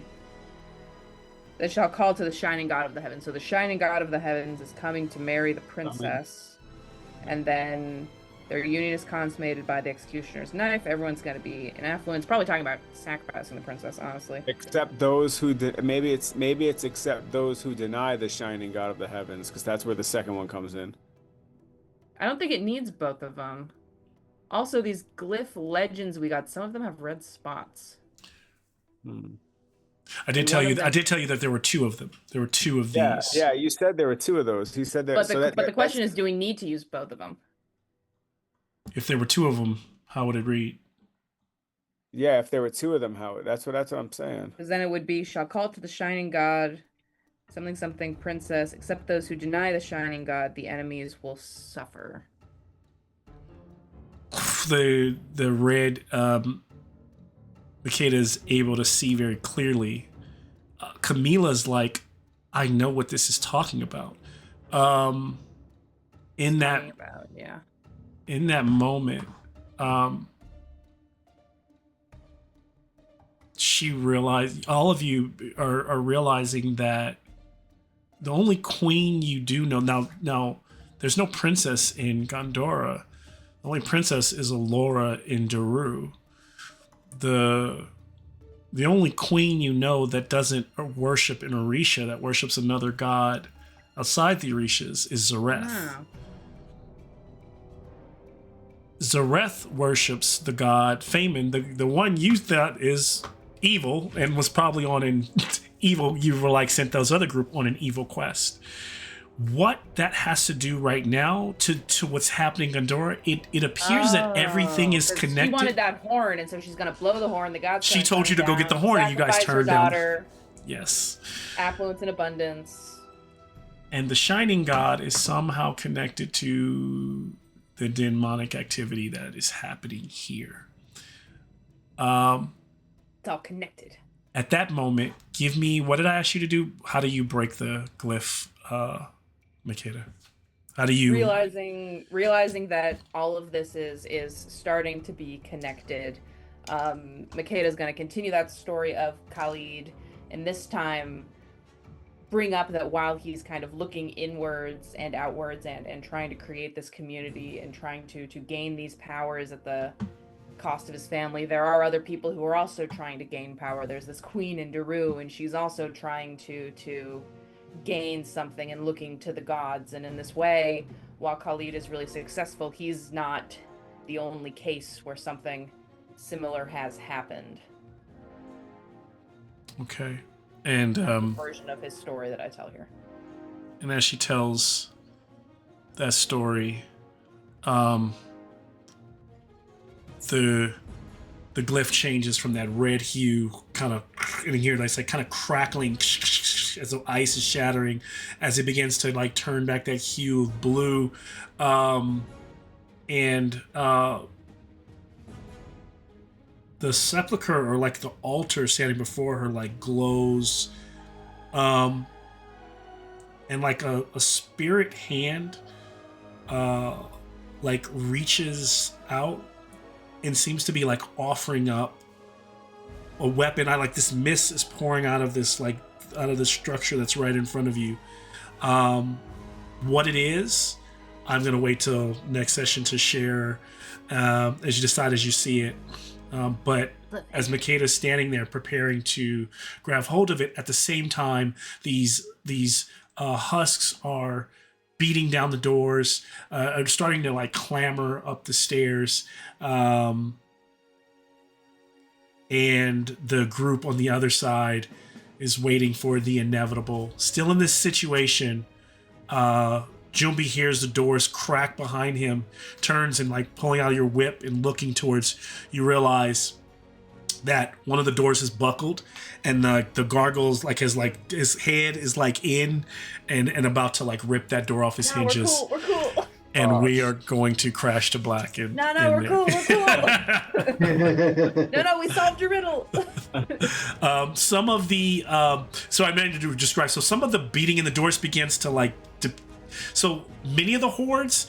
So there's still a horde in the tower, but you're starting to see some of the horde that was coming out of the streets. Some of the people are just aimlessly like waking up and like walking away or running away because they're starting to see the others. But you notice the one thing that is unaffected by the gargoyles are still trying to get in and kill you. They're not husks. They are demonic creatures. So we'll end there.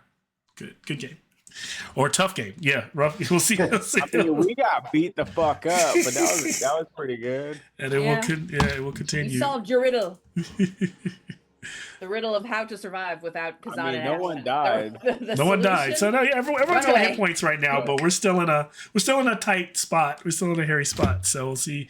And I want to, because it's such a hairy spot, it's good to end because I want to be able to really structure it so I know exactly how bad it could go or how good it could go. Also, I want to be able to decide or figure out and fully see a big picture of what ways out there are for the group as well, if there are any. I know from that tower there could be a couple leap points if you need to jump to like the wall. Grappling hooks. But it would be that would be dangerous as well. How much? I think the only person who's really hurt right now is Jumby. You're probably hanging on by a thread, right? Like you're.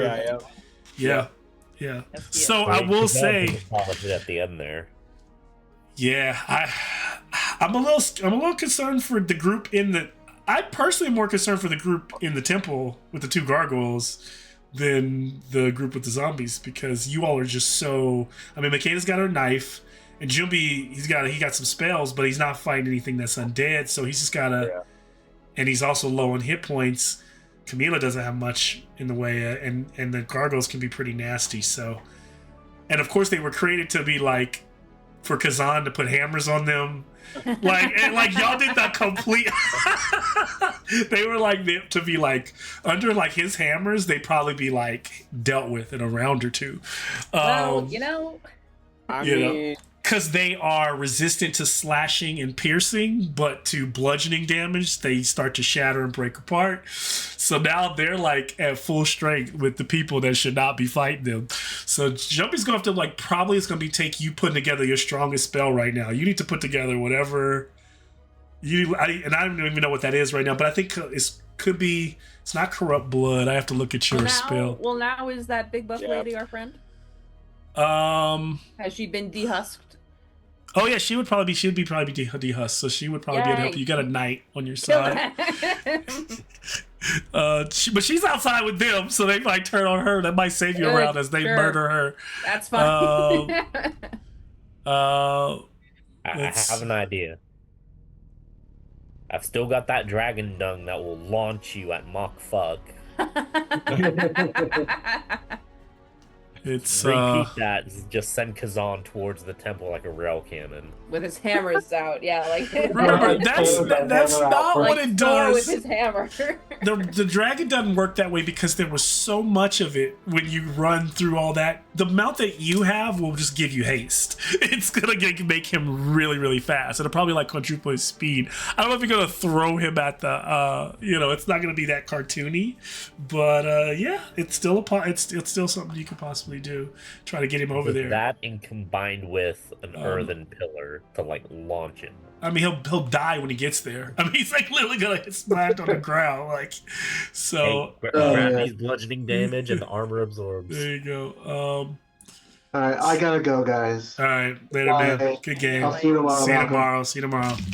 Oh yeah, we got. I'll level up next time. Yeah. Jeez, which I gotta get off. I gotta plan that game. Late. We'll do the level up. Oh man. Level up next Sorry time. That was such a brutal first game of the year. I was like, as soon as players start talking about splitting, I'm like, don't do it. I'm like, in certain situations. It's fucking funny. You were making faces. You told us not I was telling you everything. I was telling you everything. Don't do that. And we're like, no, Malcolm's no fun. Yeah. So I've learned to tell the party and I try to always see, because it was a good idea. I could see the idea that Jameson was doing, and I think, for me, it's a great idea for Jameson for Ashton to sacrifice himself, because he probably doesn't make it.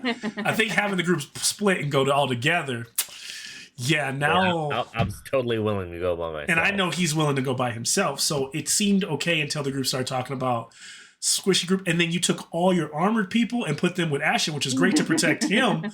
But like that was crazy. As soon as you did that, I was like, oh, this is all bad. It was less to protect Ashton. It was more they couldn't be sneaky. Yes. Yeah, because and Tom's got his armor now. and they didn't need to be sneaky because they had already just done the glyph from last round. So that area was clear. There was going to be some sneaking that they probably failed, but they might have to fight like a few. I thought we were going into a totally uncleared area. I mean, you are, but I'm giving you the benefit of that you've cleared out you've cleared out a section of city, and so you're now, for example, moving across the rooftops probably would have been safer. You would have I would have made you do more checks. So here's the thing: there's a give and a take because I made you do a lot less checks getting there because of what Ashton did. But at the same time, you only have to do one check, which is crossing that one bridge instead of making multiple. And yeah, you might have had like a random encounter, but it might have been like you did before, where you have like 4 or 5 to contend with. It wouldn't have probably been an entire horde. Because what they're doing is drawing them out, drawing the horde. Now the great thing is you all don't have to deal with any husks. But the gargoyles were always going to be there. And I was just like, well, knowing the gargoyles were coming, I was like, this is bad. I just felt for like whoever wasn't going to, I didn't know if they could, But we lived. fight them. But you lived so far, And so we had good. fun. Yeah, that's So all far. that matters. Yeah. I mean, I could still create a stone pillar stairway. And you know what? People got to die sometime in this game. Then so. he can. Next And week- then the ducks come, Malcolm. And the ducks come. That's right. Ain't no Today, the deaths. Huey, Dewey, Tomorrow, and Louie the are ducks. coming. Those ducks are doomed. I'm telling you right now. It's ducks all the way down, baby. If you want to put the Ducks game all on the way hard down. mode, you keep making them We're gonna ducks. tell duck time this entire time too. You can populate Duckburg with our duck corpses, okay? Ruin my world with duck people. I'm gonna just turn the It'll heat be a up. murder most foul. Oh, I like it. That's a good one. That's good. That's good. All right, y'all. I gotta get All out right, of here. y'all. Yeah, I gotta go plan a game for tomorrow because I got Mothership, which is unfortunately for Ohan is gonna be another meat grinder. So Oh, boy. yeah. All right, y'all. All right, later, y'all. Much love. Check you later. Peace. Bye. Bye.